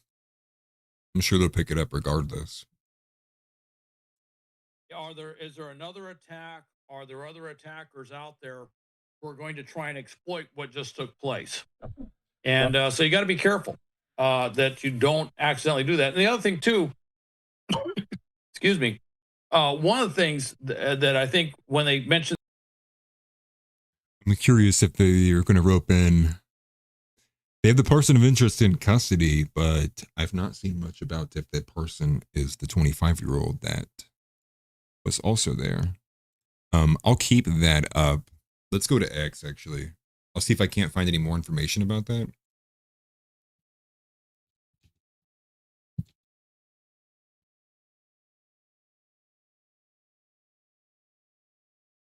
Okay. From Raw's alerts, breaking. CNN is reporting the individual in custody who shot and killed Kirk is around 25 years old. And I think that then would match up with that person that we saw, the troon, if you will.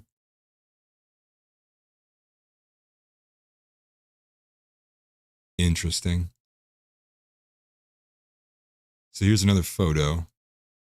This can't verify though. I actually should avoid scrolling comments. Okay, here's a clip. This is from FITUC, 7-second clip here from CNN.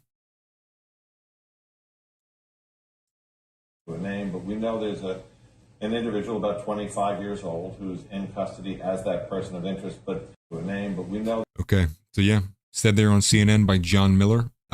He is CNN's chief law enforcement and intelligence analyst. Interesting. Okay, let's go ahead and check out X Alerts. They typically do a good job of covering up-to-date news, so much so that they have to issue corrections all the time.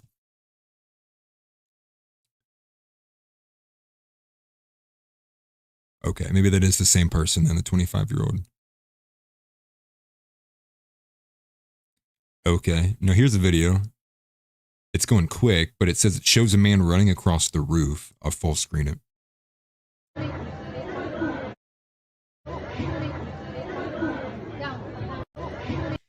And it looks similar, if you guys were here earlier, that does look similar to the one that we saw from the other angle, which would have been over here, positioned looking directly from his left-hand side. So yeah, so 3 hours ago, officials did tell Just the News that Charlie Kirk had passed away after being shot at Utah Valley University. I never even heard of Utah Valley University, to be quite honest with you.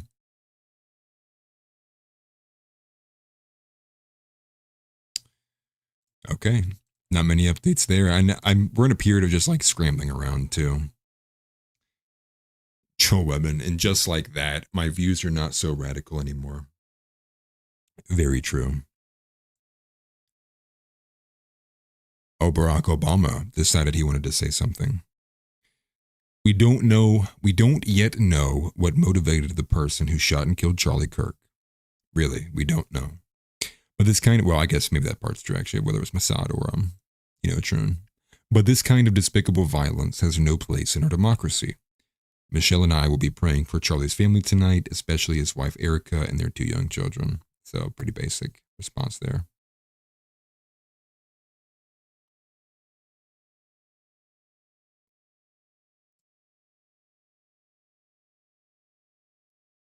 This is from Tatum here from Charging. He says, same people that talk, let's just take a listen. I'm curious if he's talking about Groypers here. I'd imagine he is.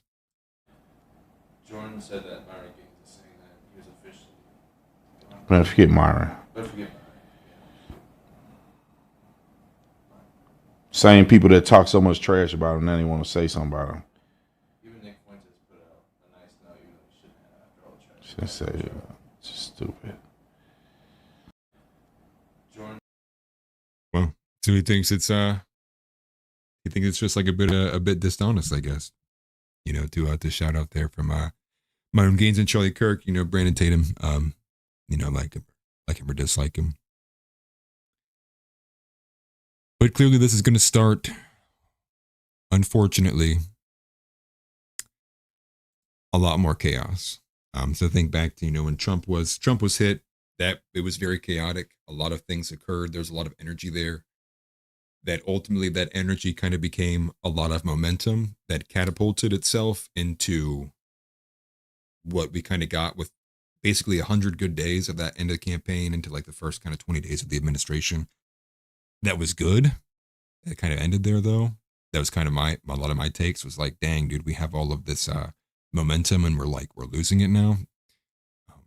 Because you got to think of just like how legendary that the end of that campaign was, the presidential campaign with the assassination attempt. Like there was a lot of strong energy there to carry the MAGA movement, even though it's not ultimately, in agreement with where I am, or Groypers even in general.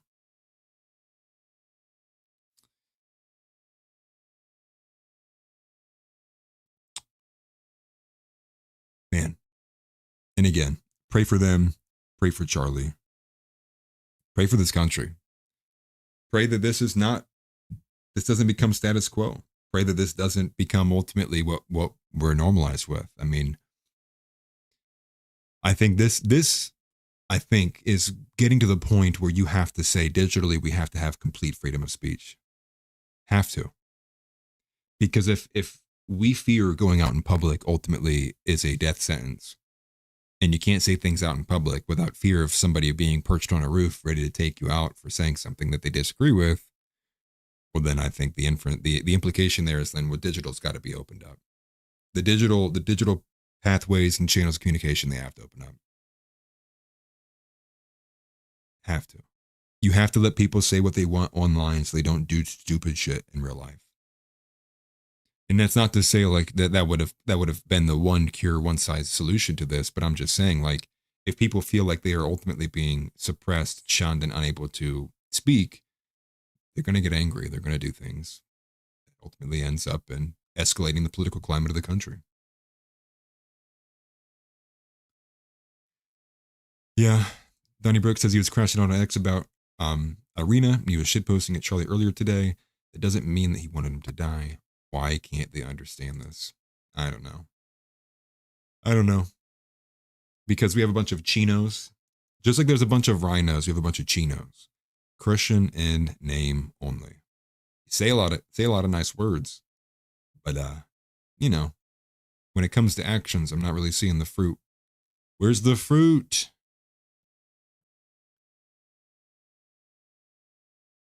But I do think that the angle of the Mossad is very curious. This is even Sovereign Bra posting on it again too. The same Harrison Smith tweet we have shared, again saying that he was told by somebody close that Charlie does think that Israel would kill him if he turned against them.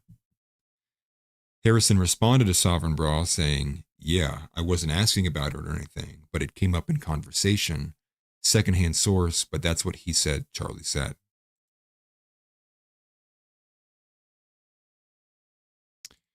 We got here from Zoomer Historian. Charlie Kirk is warning.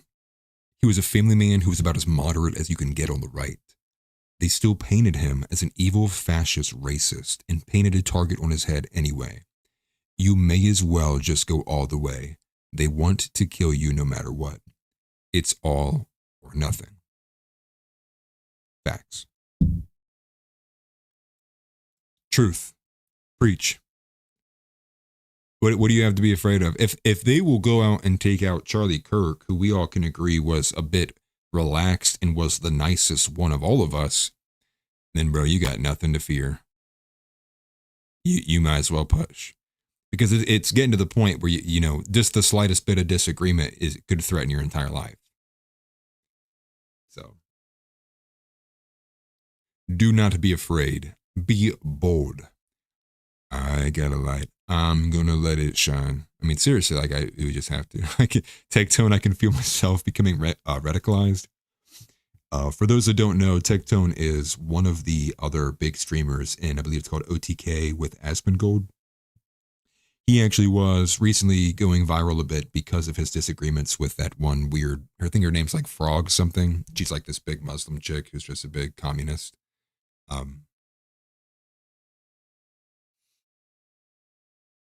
I'm sure a lot of people are feeling radicalized. So if you bring a lot of people to where Charlie Kirk was at, I mean, think about how many people who are where Charlie Kirk was at are going to go even further to the right from there. That's what happens. Charlie Kirk won forever. His name will echo into eternity. They didn't kill him. They made him immortal. I'm okay with that.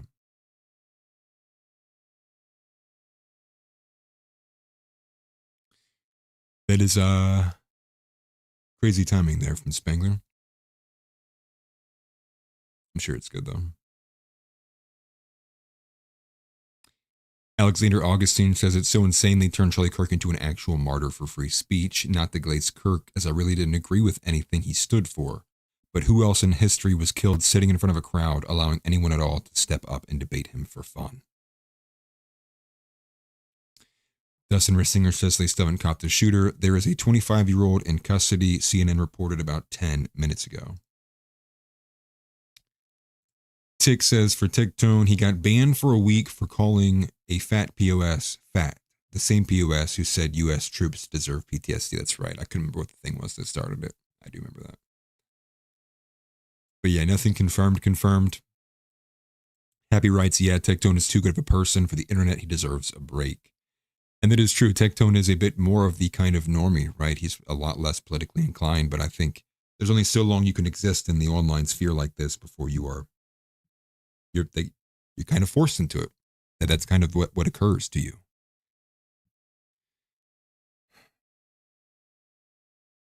AF Post, just relighting there. There's Charlie Kirk and his family. I didn't know they had a boy, so a daughter and a son, I believe. I thought he had 2 daughters. I guess I was wrong about that.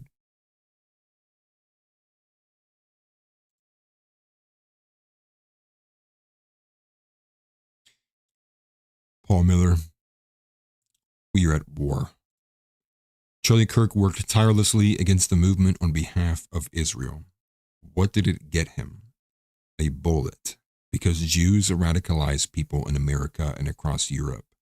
The question I think should be asked is, did Israel plot to have Charlie killed because he might turn on them?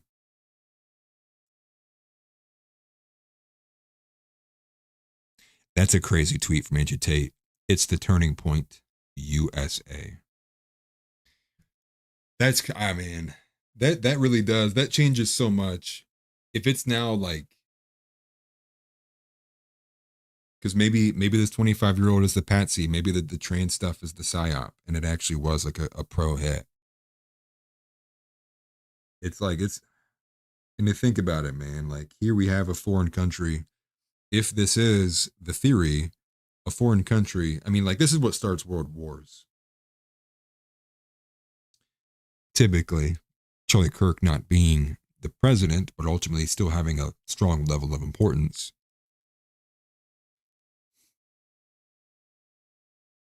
This is a crazy thing to think. It's a crazy thing to think.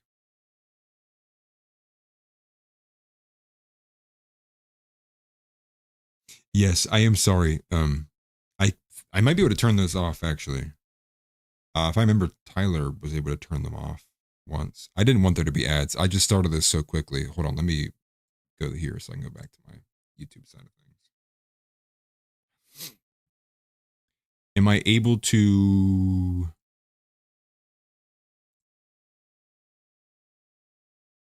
Okay. I guess I can like delay ads for like 10 minutes or something. I'll just keep pressing that button, I guess.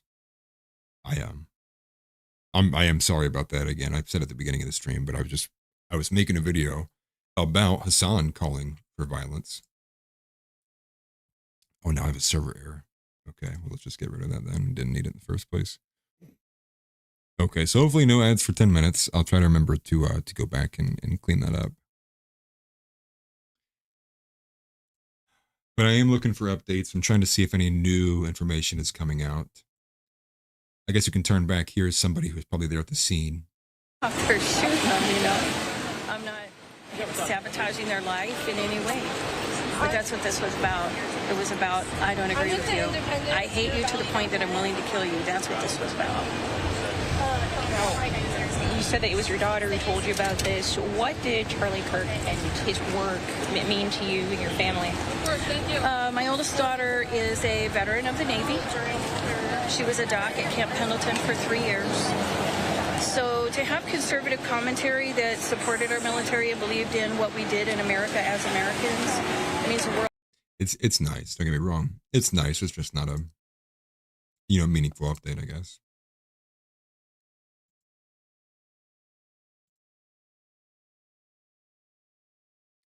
Oh, this is lovely. You guys will love this.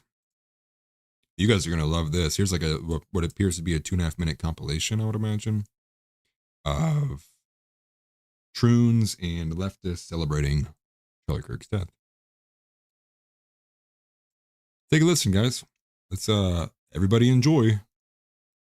Everybody enjoy. Here you go.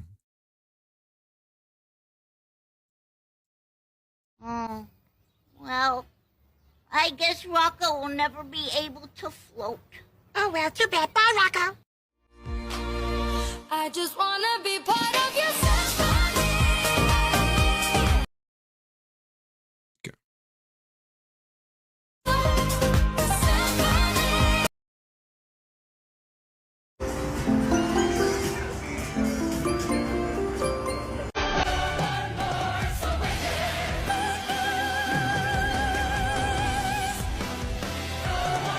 Live by the sword, die by the sword.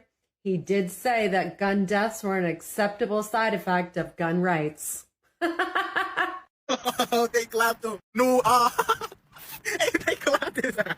Hey, bro. And the cherry on top, the icing on the cake was the shooter was not black. They clapped him. Get him out of here, coach. Get that nigga out of here. New op pack. Hold on, I got a Ku Klux Klan member on my page. Let me block this Ku Klux Klan member. Nobody's scared of y'all no more. I don't even have words. I just have no words. We're just gonna let this play because I seriously have no words.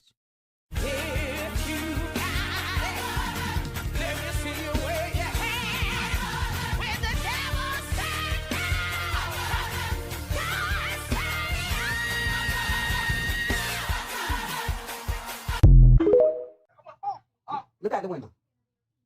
You see that black car coming around the corner? No, I'm up in different shit. I'm on Parkway. You see that black car coming around the corner? Yeah, I see it. Duck, bitch.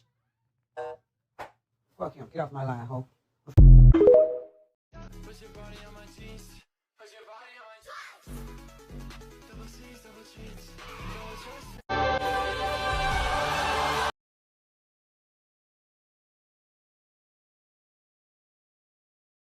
I'm killing the music because I don't know if it's gonna clap me or not on YouTube side of things. I think it's worth to have a cost of, unfortunately, some gun deaths every single year so that we can have the Second Amendment to protect. I think it's worth it. I think it's worth to have a cost of, unfortunately, some gun deaths every single year so that we can have the Second Amendment to protect our other God-given rights. That is a prudent deal. It is rational. If you want to make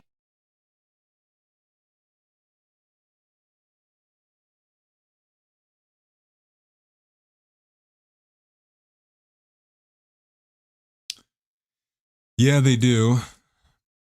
They do. That would probably be the eye for an eye tactic, right? Cancel them the same way they would cancel us for, not believing everything that they believe. But I saw some more earlier that were just as bad. That's crazy, man.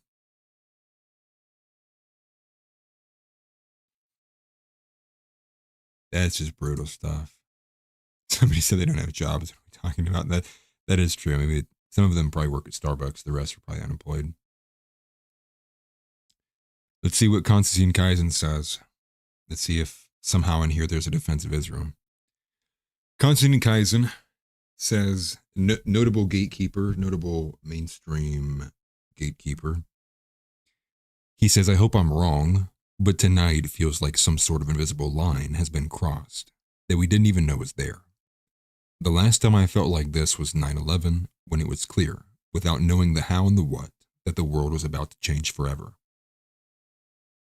Like the rules of the game had been permanently altered, and there was simply no going back to the innocent, peaceful past. I didn't feel like this was when an attempt was made on Trump's life. If I had to rationalize why I didn't, I guess it's because several US presidents have been shot at and even assassinated. Somehow it was within the realms of the possible, no matter how awful. But to murder a young father simply for doing debates and mobilizing young people to vote for a party that represents half of America, this is something else. Charlie's death is a tragedy for his wife, his children, and his family. I don't pray often. I am praying for them tonight. But I fear his murder will be a tragedy for all of us in ways we will only understand as time unfolds. I hope I'm wrong. That is fair. Yes, protect Nick at all costs. Agent says, let's see if I can grab this. Can anybody think of a single person on the left that is as relevant as Charlie Kirk? And the answer would probably be just only one other, and it'd be Tucker. But Tucker's audience is not young. Tucker's audience is old. So I think they were influential, but in different ways. I think Charlie clearly was the more prominent mainstream conservative youth mobilizer. Donnie Brooke, thank you very much for the super chat. He writes, do you think it is a coincidence that the person he was talking to was arguing about gun violence when Charlie was hit? Cohort, possibly. Interesting. I did see a few people say in chat that they did think he was talking about trans shooter or trans violence right before it happened. So possibly. I've seen a few people say that. Maybe we can get a bit more if there's some individuals who are talking about it. We'll take another check-in here, see what they're talking about now. With Republicans and conservatives just because he has different beliefs in them. This idea that we can advocate for violence, or anyone is advocating for violence, is wrong, and we need to call it out, and we need to see more people with common sense pushing back against that. But in all reality, though, Mike, we're starting to see that. I mean, there's a reason why President Trump won the popular vote.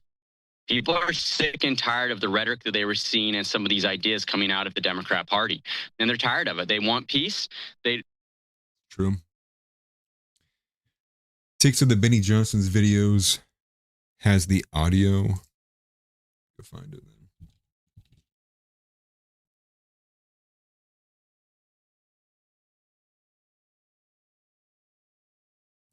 Was it on X Tix, or was it one of his YouTube videos?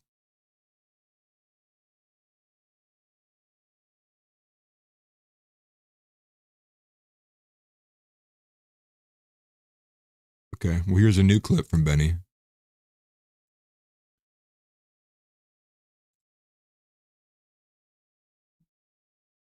Oh, sick. Oh, sick. You can send me links in chat. Hey, yo. All right. Well, if you guys got links, send them here. Not bad ones, but This is from Benny Johnson. He says Charlie Kirk was answering a question. Okay, he does say that. Charlie Kirk was answering a question about rampant left-wing violence in America when he was shot today. You can hear the crack of a rifle in this video from approximately 100 yards. I am burning with righteous anger. Pray right now for Charlie and his family. So let's take a listen to this. And we pull back. I think got a couple chats in here. Let me catch up here. And then we'll watch that other one from Benny Johnson. We'll go rip through Benny Johnson's timeline for a second. Tariq Mustaid says, Atlas, I'm Muslim, not American, but a big follower and a fan of yours.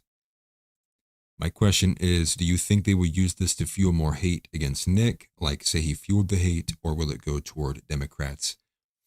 It could be both. I'm curious about that too. I am very curious. Just seeing what was this? Brandon Tatum was saying. I think that you probably will get some from the gatekeepers like Kaizen, probably Seth Dillon, Joel Berry, the usual actors, James Lindsay. They probably will be the first ones. It'll come from that group rather than the left themselves, I would imagine. They'll be some of the first ones to come out and say, well, what helped to drive it was that. We already see the Tran kind of PSYOP angle.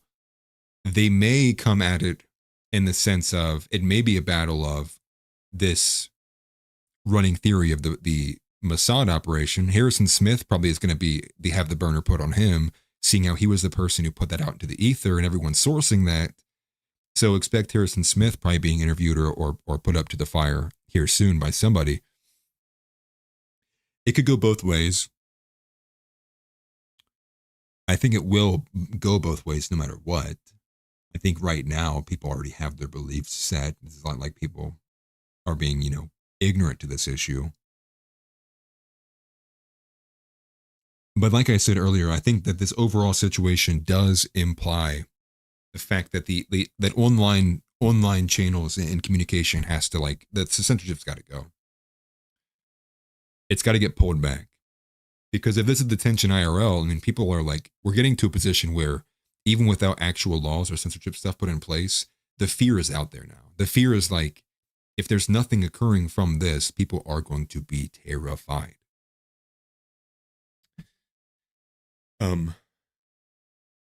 Okay, thank you for that. Okay, then we're not going to show that. Thank you for that, Tix. That was actually perfect timing that you said that. Yes, thank you for that, Donnie. Yes, I put that on screen. We're not playing games today.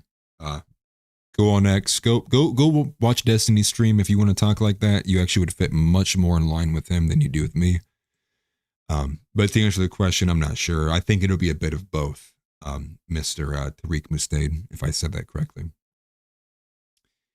And so we'll go and address a couple of these. We got some good comments here in chat, actually, before I go back to that Benny video. Carl Johnson or Johansson, I would imagine. Everything Tucker talks about is a product of feminism, and he never even addresses the elephant in the room. Yeah. Tucker, again, one of the same with a lot of these gatekeepers, ultimately going far or going some level of distance, but ultimately not far enough. And yes, it looks like Nick and Kirk will never debate. That is unfortunate. Yeah, it's been a couple hours, and I'm still shocked. I'm still like, same. It's just a lot to take in at once. We got a couple more. Okay. Oh, House says Kash Patel says the second suspect apprehended today has been released. The suspect is still at large. Thank you for the update, Mr. House AI. Man, so that means the shooter then is still at large. Okay. Well, let me go back to Benny Johnson's feed. Let's go see what they were saying there. We'll try to collect as much information as we possibly can from all the stuff that's been going on here. This is him on Fox News with Laura Ingraham, or Ingraham, however you say it. Let's play this. About a 2-minute clip here. Let's let it rip. What do you got to say, Mr. Benny? Benny, I want to... Okay, I am so sorry. All these things have different sound levels to them. I'm sorry. Start with you. I know Charlie respected you so much and loved you so much. Your thoughts tonight? The Lord Jesus Christ, our Lord and Savior, took home his servant, Charlie Kirk, to be with him right now in paradise. I don't know why. It is hard to bear, and it is hard to overcome. But this I do know, Laura. Charlie Kirk is a martyr. Charlie Kirk is an American martyr. Charlie Kirk is a Christian martyr. Charlie Kirk gave his life for this country and for his faith. He died as he lived, spreading salt and light to some of the darkest corners of our nation and culture, and living with a full heart. And we must rise up with that same full heart and venerate him and remember him by continuing his work. And that work would be this: to defeat the blackened evil that is overcoming our culture right now and fight it back with truth and good and light. Charlie always had a hopeful heart, and he always had a positive outlook. He is the single most honorable and noble, passionate visionary I have ever known or will ever know. There will never be another one like him. God called home his servant today, and we must all set about the work and the business of honoring Charlie by defeating that evil. God help us. This is America's turning point. There's some good words from Mr. Benny. I apologize. I delayed ads. So if you guys are getting ads, I have a secondary stream pulled up, but I did delay ads. They should not be coming in. I don't know how they came in on my feed. YouTube's just, of course, man. Of course. But good words there from Benny. Let's take a listen. Here's some more good words here from Charlie. Another minute and a half here. It's eerie listening to this, knowing that he's gone. I know it's only been a couple hours, but it's like it's eerie. Like, and as much as I might have disagreed with them, like that was still somebody I would have hoped like I could have got on my show one day, or I could have had a conversation with.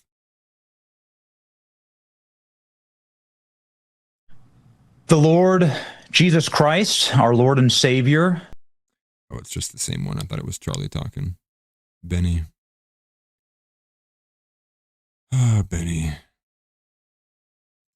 Okay, so his feed's basically a lot of the same there.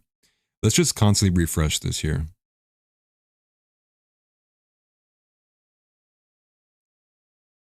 Ooh, bro, Asmongold from the top rope. Okay, so Brian Krasenstein tags the FBI, Director Cash, and X because some random guy with 170 followers said F you coming after you. Asmongold responds and says, you thought you were cute with the 8647 t-shirts and other coded calls for violence. Now it's happening to you. It's not going to stop. Now it's only going to get worse, and no one should have any sympathy for you. Be safe. Dude, we are. It's gonna get ugly, man. It's gonna get ugly. It has been ugly. Man, that's crazy. That's kind of funny. Guy says, I don't remember ever being so angry, and then he quote tweets it with, I'm angrier now. It is good. It's a good sign to see that a lot of people are coming out in support of this. And it's all the kind of like the right bells, calls, and whistles. That's crazy. Because that's what I'm seeing a lot of this. This is the turning point from Andrew Torba. Same thing as Tate. Thank you very much, Maggie Martinez. With the super chat, she writes, I will worry this will be used to push some law like the Patriot Act. Yeah, that's typically that's the tried and true pattern we have come to expect. Never let a good crisis go to waste. And it is curious to think what other news stories is happening right now that we are all entirely blind to because of this. So Alex says this is why they killed Charlie. And this is a 44-second clip from the Tucker Carlson show. We'll go ahead and play this here. Political radicalism needs a catalyst. Political radicalism does not come out of peace, prosperity, rising wages, stable families, church attendance, and happy people. Happy people, grateful people do not get behind Vladimir Lenin, and they certainly don't get behind Chavez or Castro. That's right. People that own nothing, that feel like their property is diminishing, or they don't have property, or their dollar is diminishing in value, they start to look for alternatives. And so the political project in front of us as conservatives should be, how do we actually de-radicalize the country in the next couple of years? That's my obsession. That's why I say I try not to think about all this other stuff, because it just, it's such brain space. My number one obsession is I know what is coming next. And I've been trying to say it for a while. And a lot of the older people just don't get it. And this is on both sides of the aisle. This isn't just like a left-wing thing. You have millions and millions of youth in this country who have nothing. And even more so, they have a slight idea of what they could possibly attain. But what they see in that is they see that the juice isn't worth the squeeze. It's a 45-year road of suffering in a job you can't stand, that doesn't pay well, that doesn't give you a strong career. All of this kind of, it goes hand in hand. It's on both sides. Now, a lot of the left wing is misguided, but ultimately the emotion's in the right place, which is it's bleak outlook. Future looks bad. And so, what does that imply? Radicalism. If you have no hope for the future, then you have no skin in the game. I mean, what would you care? What would you care about legacy? What would you care about future? Why would you build? Why would you think even in the long term? You would just think like short term. You would think like, this life is going to suck. I'll make the best of it. This is why the party culture is such a thing. You only live once. A lot of people that's kind of molded itself into, well, you never own a home. You're never going to really ever be happy. You'll never actually be what you want to be. So you might as well give in. And that's like how a lot of despair, a lot of these people feel that. And it's on both sides of the aisle. This is not just left wing. It's on both sides, left wing and right wing. A lot of the youth, like they are chomping at the bit for radicalism, because they are screaming for change. And the change is happening way too slow, and it's way too meaningless. It's menial. Transgender should have been banned from sports 10 years ago, not at the beginning of Trump's presidency.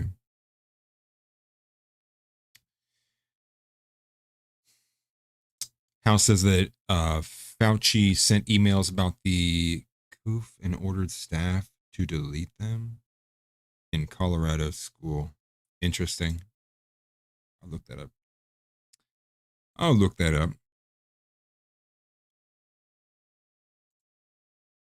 There we go. That's what we need. Do something about it. The tweet is nice. Thank you. Do something. You know, it's the meme with the guy with the stick. Okay, do something now. We voted for you, man. You guys are all in office. You were the dream team, right? All the donations, all the people coming together. Golden age. Do something. You're going to have to do something.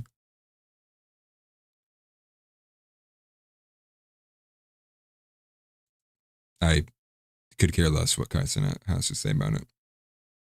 I'd rather know what a 5-year-old toddler thought about it than what Kai Cenat had to say about it. And again, looks like conflicting information here. It's such chaos here. It just created a million Charlie Kirks. No, they just created a million Adolf Hitlers. The center right died this evening. A new era. Yeah. Yeah. And, you know, again, Stone Choir was right. I don't know if they were the first ones to say it or the ones who I just heard say it the most, but it was going to take martyrs to get us to the political sentiment that we need. Now, it's nice to see a lot of these people saying it, but let's wait and see. Let's wait and see if we actually do see some actual legitimate rise and that it's not a lot of wishful hoping or wishful thinking that that's what will happen. Let's just hope that we can kind of, we'll get some level of an answer here. Yeah, we're getting a lot of these. Charlie Kirk was actually nice. He tried to converse with you. He went on your podcast. You went on his. You won't like who comes after Charlie Kirk. Mr. John Rocker, all Charlie Kirk did was have a respectful dialogue with people he disagreed with. Yeah.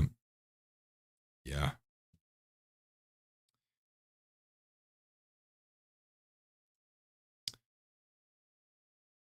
Dude.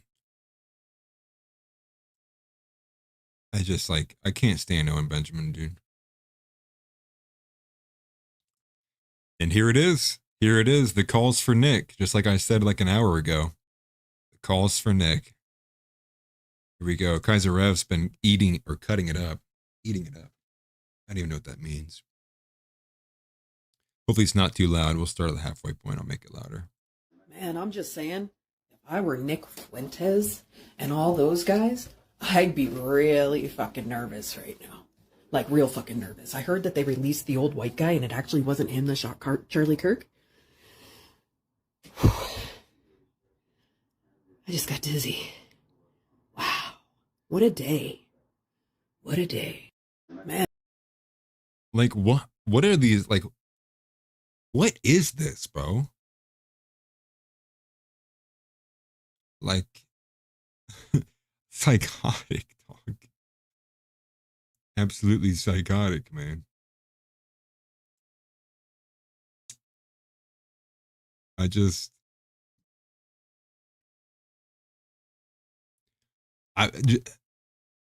Yeah, always the eyes. I mean, but like, how do you take somebody like this seriously?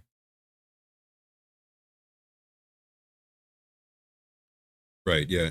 And like halfway through, she's like she got dizzy, like SSRIs, hormonal birth control. She probably had an abortion 4 days ago. Like she's eating industrial control, like eating industrial poison. I mean, yeah, and then smoking weed on top of it. Yeah, I'm sure her mind is in the right place. But God forbid, TikTok, that I make a singular 1-minute video about the USS Liberty. Yeah, that's damaging. That needs to be taken away.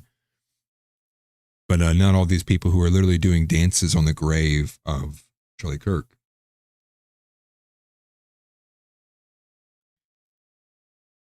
Yeah. No going back now, guys. No going back now. All right. See, I was willing to make some kind of concessions, but as it sits now, I want all... No. Let's start this here. We're going to start. By tomorrow, Trump, if you can hear me, Donald Trump, J.D. Vance, Pete Hegseth, Pam Bondi, that Indian guy who runs the FBI, if you can hear me, these are my demands by tomorrow. I want homosexuality banned federally. Anyone practicing thrown in jail for a minimum of 5 years. I want all foreigners return to their countries tomorrow. I expect all military-abled men in uniform tomorrow, 8 a.m. sharp. I expect transgenderism to be outlawed, and I expect to see a book-burning bonfire at 6 p.m. Eastern tomorrow.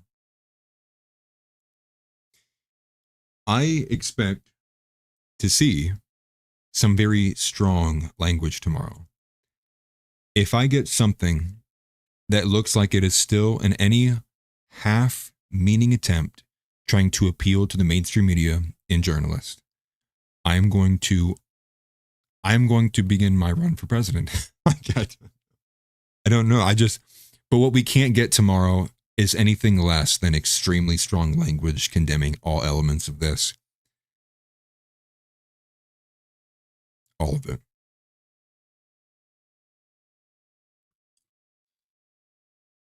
Well, yeah, your 14-year-old cousin's got a lot more balls than you do then. Your 14-year-old cousin's got a stronger sense of morality than you do then. That's for sure. And obviously it's a half joke, you fucking moron. But that's the point though, is that we have to have meaningful change. Not words, man. Not words, not, oh, woe is me, dang, all this sucks, oh, wow. Man, those leftists, okay, man. Ban trends from owning guns tomorrow. Executive order that stuff. Donald Trump should be in his office throughout the pen all day. All day. Now that's the angle if, it was this transgender shooter. If it's the other angle and that this was actually a coordinated hit because Israel's about to lose their biggest dog in the fight in terms of the propaganda Hasbara campaign they run in here in the United States since about the 1960s and maybe even before then nothing will change. And then it'll be a full swallow of the biggest black pill I've ever probably had. And then I do think that a lot more people will jump onto the accelerationist argument. I think Gavin Newsom, this event may be what swings Gavin Newsom into the presidency, depending on how Trump responds to what's going on, depending on how Republicans want to assess the situation, depending on so on and so forth. I am curious about that angle, though. I think that was a great point. Whoever brought that up earlier, that it will be something to look out for is who is going to begin getting, disavowed for this, right? Are they going to attack Groypers? But the thing is you don't ever expect, obviously Groypers can be vulgar, don't get me wrong, right? You can put some pretty aggressive rape jokes out there, but at the same time, it's not, I don't see as much as I do see from the left in any sense in terms of the actual actionable, death threats and things of that nature too. But I'm sure, if it's up to Brandon Tatum, he'll be screaming at Nick Fuentes tomorrow. I'm sure. We saw that clip earlier. Same thing from Seth Dillon and Joel Webber. They'll be like, I don't think it was just the left. These guys also had a hand in it, and they'll begin to rope that in too. And then if that's the case, then we will probably have a full-on frontal PR war. And it's just going to get ugly. It's going to get so ugly. Anything new? Anything new? Yeah, as 11 minutes ago, the shooter is still out there. House was right. The FBI director did release, after an interrogation by law enforcement. Oh man, it's not even on screen. The suspect in custody has been released. So apparently that 25-year-old is no longer in custody. So it wasn't them. Potential cohort, possibly. Yeah, we do need Jesus, don't we?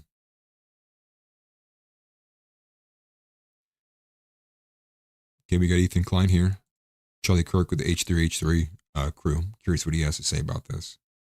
I mean, I'm sure he liked Charlie just on the Israel aspect of it, to be honest with you. Take a listen. Thought it was horrific. This is not, and well, like I said at the time, and people on the left were even criticizing me. They go, oh, Ethan was talking bad about Luigi. How much has he changed? That was my point. He went out and murdered this guy, right? What changed? Not a single fucking thing changed. That's not how we enact change. And so I wouldn't recommend watching the video, but for me, it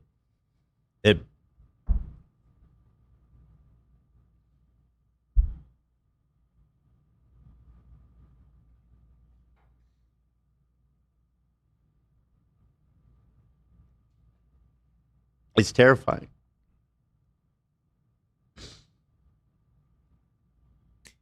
This is the realest reaction we have gotten so far. He's like shaking. Maybe he's on drugs.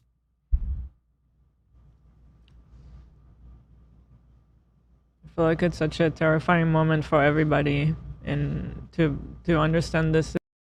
I'm gonna be honest. Maybe this is more proof that this was a bit more of a Mossad-backed thing, and maybe Ethan Klein knows this is down the pipe for him if he doesn't continue towing the line. I don't know. Just a thought there. This is what we've come to, and I can't help but think about the poor wife, you know, and kids. Yeah, we've all been scared. Some of us have been looking into getting our concealed license permit. Yeah. But seeing it like that definitely made it more realistic and very scary. I've avoided watching the video, but I heard Ethan's reaction when he saw it. I was like, I knew that was something you don't see every day. I was brought to tears then because I don't know. I don't think I need to explain it anymore. But I hope people take this seriously.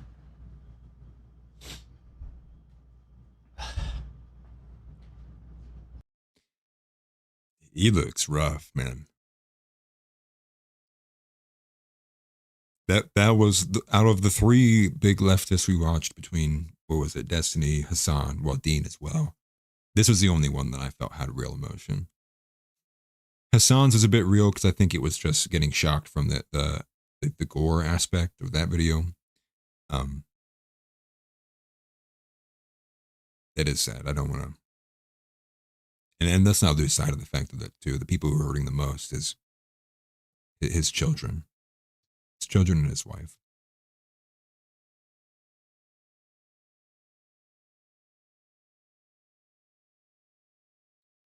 So we do have this segment here. So this is about a month ago. Okay. Maybe we'll give this a bit of a listen here. We'll explore this angle a little bit. Because Harrison just tweeted about 20 minutes ago. He said that he noticed during the Charlie Kirk interview with Megyn Kelly last month that he seemed scared. I just thought he was scared of losing his position. But I was talking about this the next day when I was told he feared for his life. So this is somebody who brought up about 3 hours ago this segment from Harrison Smith. It's about 7 minutes long. Let's give it a whirl. They got the timestamp on here, August 7th, 2025. And if everybody remembers right, this was around the time that Charlie Kirk was entertaining that we need different solutions for how to handle Israel. He actually ran like a struggle, not a struggle session, but like an emergency conference, basically, talking about what does the rhetoric need to be, because this is all in line. And just before then was when you had the Chatham House Rules secret meeting with Tim Pool, because it was clear that there is a concerted effort at the beginning around the summertime, and obviously right after we had struck Iran.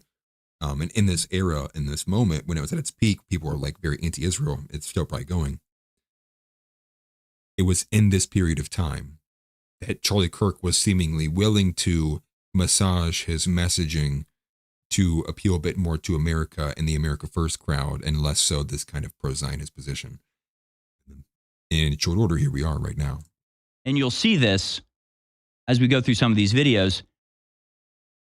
There's this like permanent condition of fear. There's an underlying sense, especially amongst like the Charlie Kirks of the sector, I guess walking on eggshells would be a way of putting it, but more like walking through a minefield. That they're so scared of saying the wrong thing. They're so scared of stepping on a landmine, of expressing something in not quite the correct way and having their lives destroyed for it. And that's a deliberately fostered condition. That's because they've been threatened or because the threat is implicit. That there is no let the punishment fit the crime when it comes to certain topics. If you step on the landmine, you die, right? So that's how they act. And they act like they're really carefully stepping around a bunch of bombs. And it's just sad and pathetic. Like I said, expect Harrison Smith to be expected to answer questions based on this. You might even get some individuals pushing that he's a liar and he's an anti-Semite when everybody knows, as it sits right now, he is a very relaxed version of Owen Schroyer even. And even Owen had to basically leave InfoWars to be a bit more vocal with what some of the tensions that were happening there on InfoWars. So expect that. That's somebody to follow. For this timeline, if you haven't already, make sure you follow Harrison Smith. He operates the American Journal on InfoWars. I'm not sure what time slot he runs for Alex Jones. He has always been in my good graces, if you will. I've always liked pretty much everything he's had. The only weird instance was the wife jack thing, but he even walked that back. So definitely make sure you're following Harrison Smith on X. I think that's probably the only place he really kind of exists. I don't know if he has his own YouTube channel or not. But I would expect this person to be the person to pay attention to follow the path of how involved was Israel Mossad, because he seems like he was the first one privy to it as a mainstream source, if you will. Because they know the truth and they just won't say the truth. And what we're seeing is people struggling to deal with this because see how to try to explain this. Oh, I'm sorry, guys. I'm going to pause ads real quick again. I wish you would let me pause them for longer than 10 minutes. I'm sorry. I wish that was a thing I could do. But I did delay them. It's delayed for 10 minutes, so hopefully it doesn't hit anybody. I'm watching it on my phone, so whenever I see one, I'll bump it. You've got the outrage about Israel is so overwhelming now that people recognize we cannot sustain our reputation. We can't continue to, act as an authority if we continue to be sycophantically pro-Israel. So we have to change because the arguments that we used to make aren't working anymore. The names we used to call people aren't working anymore. So we gotta start talking bad about Israel just to maintain our legitimacy on the right. That's the way that the wind is blowing. Thanks, folks like yours truly and others who have been outspoken about this and upfront about this for a very long time. At the same time, the structure still exists of the landmine field. They're still operating in a system that will destroy you for becoming a threat to Israel. So how do they manage this? How do they walk this tightrope? It's an interesting question, and they're all struggling with it. Let's go to clip number 6 here. This is Charlie Kirk talking to Megyn Kelly about how frustrated he is that he's getting backlash to platforming anti-Israel voices like Dave Smith. Here's Charlie Kirk, again, trying to figure out how to dance in the minefield. Let's watch. Look, I'm afraid because, again, I want civilization to win. I want the West to win. I don't want the Islamo-fascist barbarians to storm the gates of Jerusalem. I want the holy sites protected. I believe in the Holy Land. I love that Jesus walked on water there and rose from the dead and preached in the Mount of Beatitudes. Like I feel the connection to Israel. But at the same time, simultaneously, when the hostile reaction is that now Megyn and Charlie are enemies, right? Boy, I'll tell you, like you're not gonna, I wouldn't say lose, but you will weaken and just basically deflate two of your strongest advocates if that continues. You will weaken and deflate two of your strongest advocates if that continues. So he wasn't saying he wasn't saying right there, he said, so now Meghan and Charlie are enemies. He's not saying with each other, he's saying of Israel, right? So he's expressing frustration that despite being a lickspittle, just absolutely shameless devotee of Israel, that the slightest criticism of Israel now has made them declare him an enemy. Yeah, this probably should have been paid to a bit more attention to. Now, I joked about it because I thought it was basically I thought it was more just listening to some of these positions from Charlie while he was doing this tour of how do we change the messaging of Israel, talking to a lot of his TPUSA like presidents, the chapter presidents when he had this big session. And I didn't pick up fear then, but it was clear he was very open to hearing like what should the messaging be in listening to these guys. And then you trace back some of this rhetoric all happening basically from the beginning of August to the end of August. It's now going, okay, there's a bit more of evidence, circumstantial, yes. But now there is a lot more here pointing to there is a possible path that this was. And I think, again, the biggest evidence of it is the single shot, one fire. Also, nobody's in custody right now, right? They've taken 2 people into custody. I believe both have been released per Kash Patel. So yes, this is lining up a lot more, not like Luigi Mangione, who we like had known about very quickly, or even like the most recent like trans shooter. This is lining up like how it did with the Trump assassination, which is a bunch of stuff that doesn't make sense, a lot of conflicting reporting, a lot of people on the ground saying certain things that aren't matching up with what you're getting from the top brass, and very little information at all. I think the more that it continues in that vein, the more that it opens itself up to like, I think there is a strong possibility this was a clear targeted hit, especially if, if it was a one fire, like one shot, it was that accurate on the neck. Had to have been paid, but paid by who? And that is the question. He's like, I've spent my whole career dedicated to supporting Israel. And now the instance I have somebody on that isn't pro-Israel, now I'm their enemy. And now he's stuck in this position where he's like, I have to still support Israel, but they're both hurting themselves with the overwrought reaction.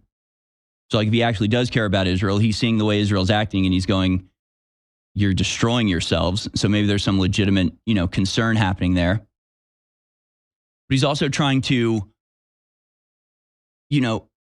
justify this as if it's for the sake of Israel, when really he knows that he's got to criticize Israel because what they're doing is evil.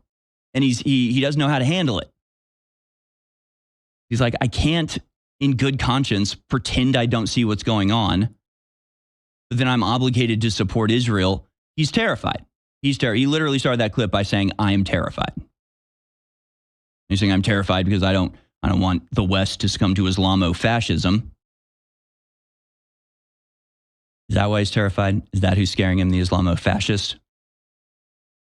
Or is it the, Israeli donors to TPUSA who are probably frantic and freaking out right now and demanding that something be done to stop the bleeding? Something has to be done to cauterize this wound before we bleed out and Israel's support completely evaporates and never gets regained in this country and things get real different moving forward.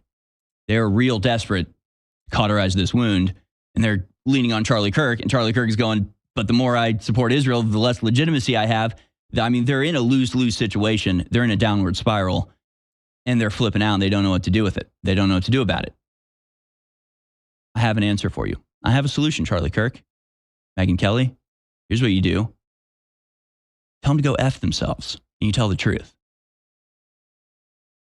You think you're going to lose, so you think it's going to be bad for you to break the shackles that are weighing you down?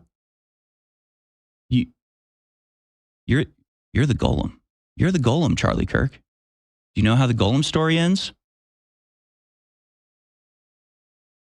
They've created you. They've given you an incredibly powerful platform because you served their interests. And now they're threatening to take that platform away if you don't continue to serve their interests. They can't take the platform away, Charlie Kirk. It's yours. You can do whatever you want with it. And if you... Well, at least he thought he would be able to do whatever he wanted with it. It seems that Harrison is a bit more of a belief there. And I did send out a bunch of gifts that they are at random. But you're definitely welcome, brother. I appreciate that. I'm glad I'm able to give you guys something worth watching. Try to, at least. And again, sorry for being so out of order. I did this last minute. Still trying to pay attention for any more news, any updates that have happened. Refreshing the timeline once again. Seems like a lot of it is general messaging about what to do next. You know, how we move forward. Here's something from Matt Walsh. We'll take a look at this here. I think I like my camera. Wait, oh no, not that one. I think I like my camera over here. Better, to be honest. Matt Walsh says the entire right has to band together. Enough of this infighting bullshit. We are up against demonic forces from the pit of hell. They're killing us in our churches. They tried to kill our president. They killed Charlie, one of our greatest advocates. Put the personal squabbles aside. Now's not the time. This is existential, a fight for our own existence and the existence of our country. But I will say, who is we? Not all of these differences just get packed up and well wished away because an event happened like this. I do agree that it's imperative we move forward. Oh yeah, you see that comment from Milo. I'm sure everybody sees that there. But that's the thing. And part of me is thinking, is that going to be the angle that this takes? Is the angle of this going to take, maybe it will be group oriented, not because it'll be blaming them for the shooting, but is this going to be Groyper targeted and dissident right targeted because we're not going along with what the mainstream right wing wants to do? Maybe this is the way they're going to paint it. Maybe they will paint it in such a way that it will look as if like we are the bad part of the right wing, the same way that the liberals look at the leftists or the progressives, the insane branch of the wing. And if it wasn't for those people, we could have some reasonable conversations. I hope that's not it, but that's part of what I took from the Matt Walsh message there. Could the new leadership be a Groyper in TPUSA? That would be crazy. That would be wild. I'm not sure what TPUSA is going to do because I believe he was like a pivotal founding member. I mean, he basically was TPUSA. So I'm not even sure what happens with that. I'm sure a lot of people who are probably signed on to TPUSA and are members are probably curious too. Because, you know, I'm sure that they're going to want to be, you know, defiant and not back down. So who becomes the new face of TPUSA? I can't even think of anybody who'd be good enough to be on Charlie's level that like isn't. Cringe. They're going to need a Groyper. They're going to need somebody like that or they're going to get smashed. And then imagine being compared to Charlie and Nick. So whoever comes up next is ultimately going to be compared to Charlie and Nick. That's who they're going to look to. And if like that person can't match those standards, that is a hot seat to be in. I do not envy whoever they are going to try to, position it to take that spot. But it definitely can't be no Xavier DeRusso. It definitely can't be an Emily Saves America. Like those people are trash. Not going to be Misfit Patriot. Like who is it going to be? Shabos Kestenbaum. Come on. I don't know. Maybe Brandon Tatum. Like, but even then, I don't think he's got the mainstream appeal that Charlie Kirk had. I don't know. Who do you guys think? Who could even fulfill those shoes? Who would want to fill those shoes at this point right now? Who willingly takes a throne that's got bloodstains on it? Right? Like, I have no idea. Yeah, Josh Viren W takes what I'm afraid of. That's partly what I'm fearing right now. Is this again? This is Josh, Mr. Josh Vandernord. Mr. Fake, Mr. Undercover Goy, Undercover Groyper. But that's what I'm fearing right now. I'm fearing that in somehow, some way, this will be overtly oriented and targeted towards the dissident right. That not in the sense of why it occurred, but in the sense that we're going to be the problem child. As in, when they go to frame like going into 2028 or whatever and all the infighting, they're going to frame it as like, look at these immature, emotional young people. They don't understand how politics works, yada, yada, yada, go on and so forth. And maybe it will be used to try to die down and push back against the revolutionary talks of how willing people are going to be to, do something that's actionable. It's hard to tell right now. But at the same time, I do agree with Joel Webbin and Dick Masterson and a few others we saw earlier saying, what you're going to get next is not another Charlie Kirk. What you're going to get next is going to be an Adolf Hitler. That's what you're going to get. This is what happens when you martyr those, especially when all of us here can recognize he was such a moderate, unoffensive individual compared to the rest of the people who fill our ranks. In fact, even on this side of the aisle, we made fun of him. Ultimately, there were things we had legitimate disagreements of. And now, maybe we don't need to vote for Gavin Newsom to get the accelerationism that we need to save the country. I don't know. It still is very unfortunate. It pains me. It hurts my heart to know that those children were even present at that event when it happened. I can't imagine what's going through the wife's head. The kids probably had no idea what's going on. They probably were just terrified.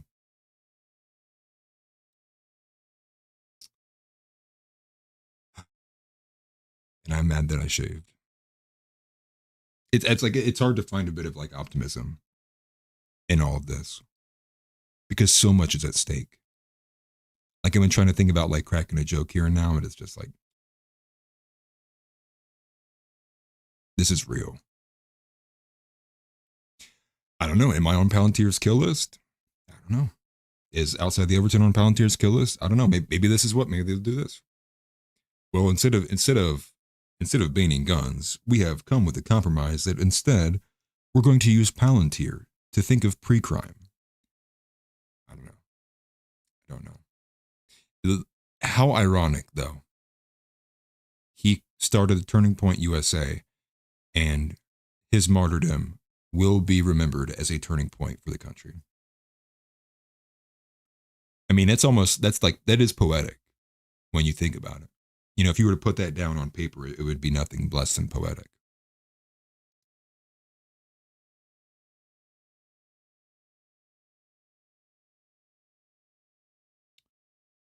It's rough, man. Let's go back. Let's see if there's any updates. I'm not seeing anything. I'm not seeing any kind of crazy flashes at all.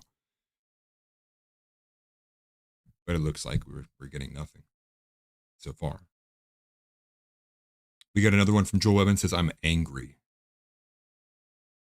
I think more people are angry. I don't know who this is. Dorico Henrio says, can we all finally agree to stop pretending like the left is peaceful? I never pretended that for a second. I never want to hear, why do you use an anonymous account again? Again, I think this overall, comprehensively, both sides of the aisle, there can be no more censorship online. Like the pressures and tensions of the disagreements we have cannot be taking place like this. I'd rather someone get mad and scream and rage and spam message me 20 times than I would like to be shot at. I will take 1 million spam messages of Bob's and Vagine before I will take one bullet fired at me or my family. I think that's a very easy calculation to make. I think the pressure needs to be put on all these digital social media platforms. Open the gates. Stop censoring people. Stop banning. Because everybody knows it's not objective censorship. Rules for thee, not for me. It goes one way. 95 to 96% of the left is allowed online, and only 50% of the right is. How much do you say these people have to blame for the tensions that we're in right now? You know, it's not like just Charlie and this guy had a 1v1. You know, there's shit talking each other in a group chat. These tensions were helped and aided and abetted by other forces outside of the people present in the situation. Can't run a nation like this.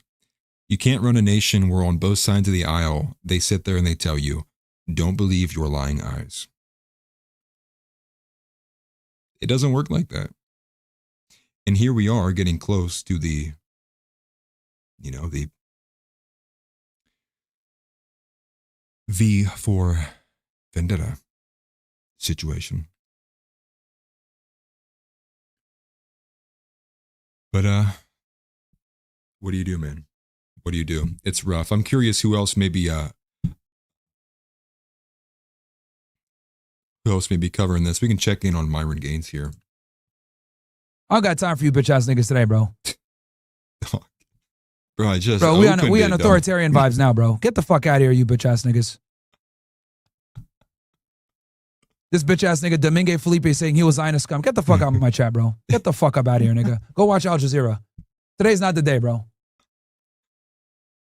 I mean, but I agree. That's how I feel, dude. Like, I'm so over this, like, uncouth, like, immature, like, 70 IQ, just behavior. I don't even know how else to describe it as. Just this extremely just low brain, low impulse control kind of behavior. Get the fuck out of here with that shit, bro. You niggas say, you bitch ass niggas think I got time to listen to your bullshit right now? You fucking loser ass niggas. I'm about to get off, man. I might get off YouTube so I can start air frying some of y'all niggas, bro. Some of y'all need to get cooked, bro. I was surprised to still see him on YouTube. I would expect him to leave soon. I was hoping that there'd be maybe some new, as an ongoing slapboxing match. That's funny. Maybe we can check in on Tim.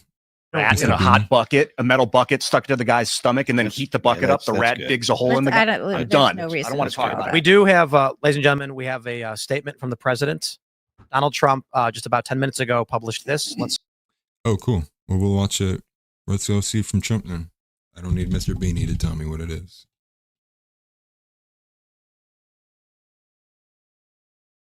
Here we go. 4-minute statement from Donald Trump. Let's go, man. From 4 minutes ago. President Trump has just addressed the assassination of Kirk from the Oval Office. Let's go. To my great fellow Americans. Brother, dude, what? How can the sound levels be that far apart? I'm on the same platform. I am filled with grief and anger at the heinous assassination of Charlie Kirk on a college campus in Utah. Charlie inspired millions, and tonight all who knew him and loved him are united in shock and horror. Charlie was a patriot who devoted his life to the cause of open debate and the country that he loved so much, the United States of America. He fought for liberty, democracy, justice, and the American people. He's a martyr for truth and freedom, and there's never been anyone who was so respected by youth. Charlie was also a man of deep, deep faith, and we take comfort in the knowledge that he is now at peace with God in heaven. Our prayers are with his wife, Erica, the two young, beloved children, and his entire family, who he loved more than anything in the world. We ask God to watch over them in this terrible hour of heartache and pain. This is a dark moment for America. Charlie Kirk traveled the nation, joyfully engaging with everyone interested in good faith debate. His mission was to bring young people into the political process, which he did better than anybody ever, to share his love of country and to spread the simple words of common sense. On campuses nationwide, he championed his ideas with courage, logic, humor, and grace. It's a long past time for all Americans and the media to confront the fact that violence and murder are the tragic consequence of demonizing those with whom you disagree day after day, year after year, in the most hateful and despicable way possible. For years, those on the radical left have compared wonderful Americans like Charlie to Nazis and the world's worst mass murderers and criminals. This kind of rhetoric is directly responsible for the terrorism that we're seeing in our country today, and it must stop right now. My administration will find each and every one of those who contributed to this atrocity and to other political violence, including the organizations that fund it and support it, as well as those who go after our judges, law enforcement officials, and everyone else who brings order to our country. From the attack on my life in Butler, Pennsylvania last year, which killed a husband and father, to the attacks on ICE agents, to the vicious murder of a healthcare executive in the streets of New York, to the shooting of House Majority Leader Steve Scalise and 3 others, radical left political violence has hurt too many innocent people and taken too many lives. Tonight, I ask all Americans to commit themselves to the American values for which Charlie Kirk lived and died, the values of free speech, citizenship, the rule of law, and the patriotic devotion and love of God. Charlie was the best of America, and the monster who attacked him was attacking our whole country. An assassin tried to silence him with a bullet, but he failed, because together we will ensure that his voice, his message, and his legacy will live on for countless generations to come. Today, because of this heinous act, Charlie's voice has become bigger and grander than ever before, and it's not even close. May God bless his memory, may God watch over his family, and may God bless the United States of America. Thank you. I was hoping for a little bit more of a stronger condemnation of all of the elements involved, less so from a neutral position. It was a solid address, I guess. Something, I guess. Not strong enough. I expect better tomorrow. I'm glad he did, at least, say something today.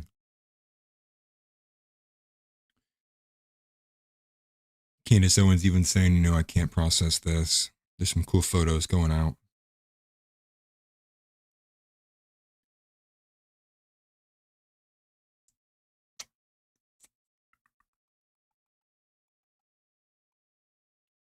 Somebody said Charlie Kirk got murdered for holding my views, and he doesn't even hold them.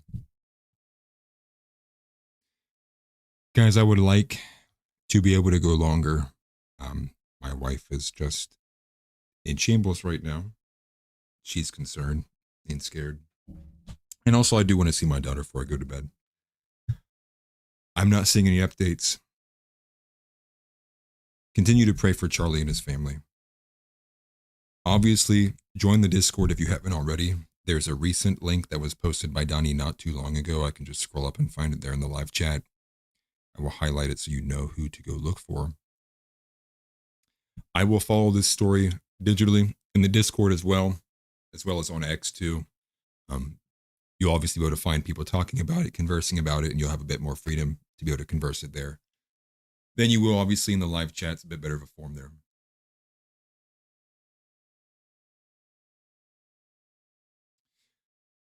I'm also probably going to try to sit and think and process through the night as well, with a bit more of a research position instead of just like kind of rolling into this at a moment's notice.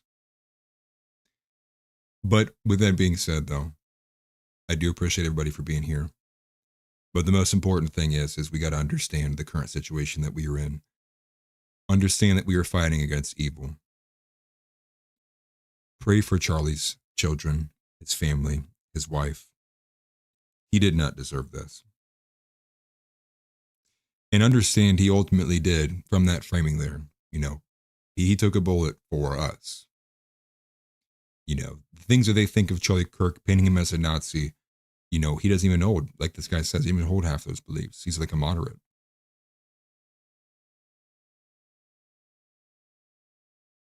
Awful day for America.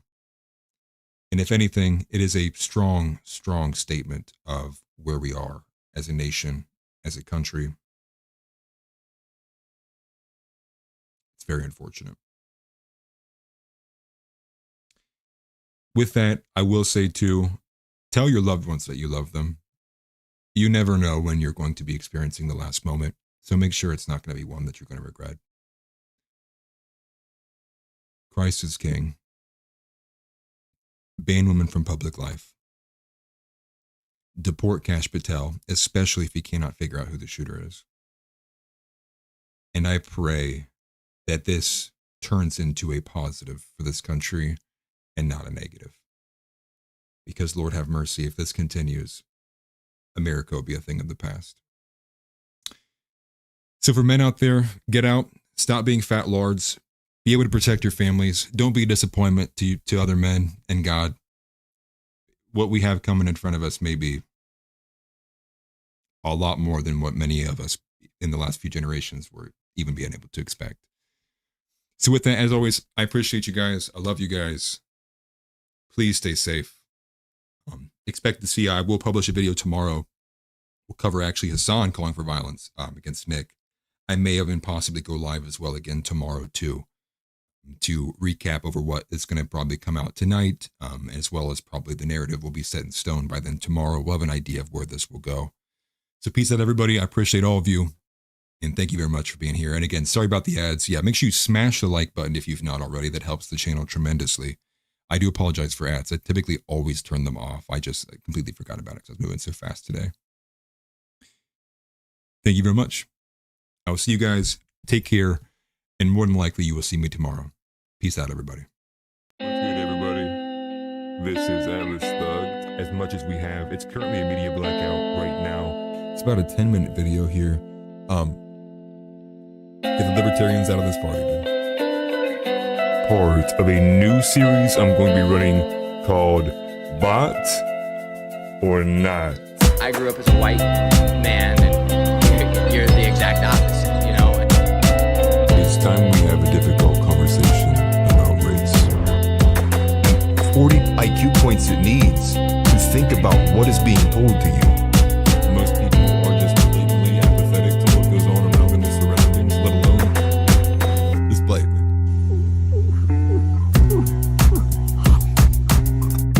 A trans woman's penis make you gay? Tried to find the answer to that comment. The dating market is for men your age. I'm not a misogynist, I'm a sexist. Right, like for example, like as a white man, I can go out and I could go right here in Columbus and scream the N-word as loud as I wanted to because I have that privilege.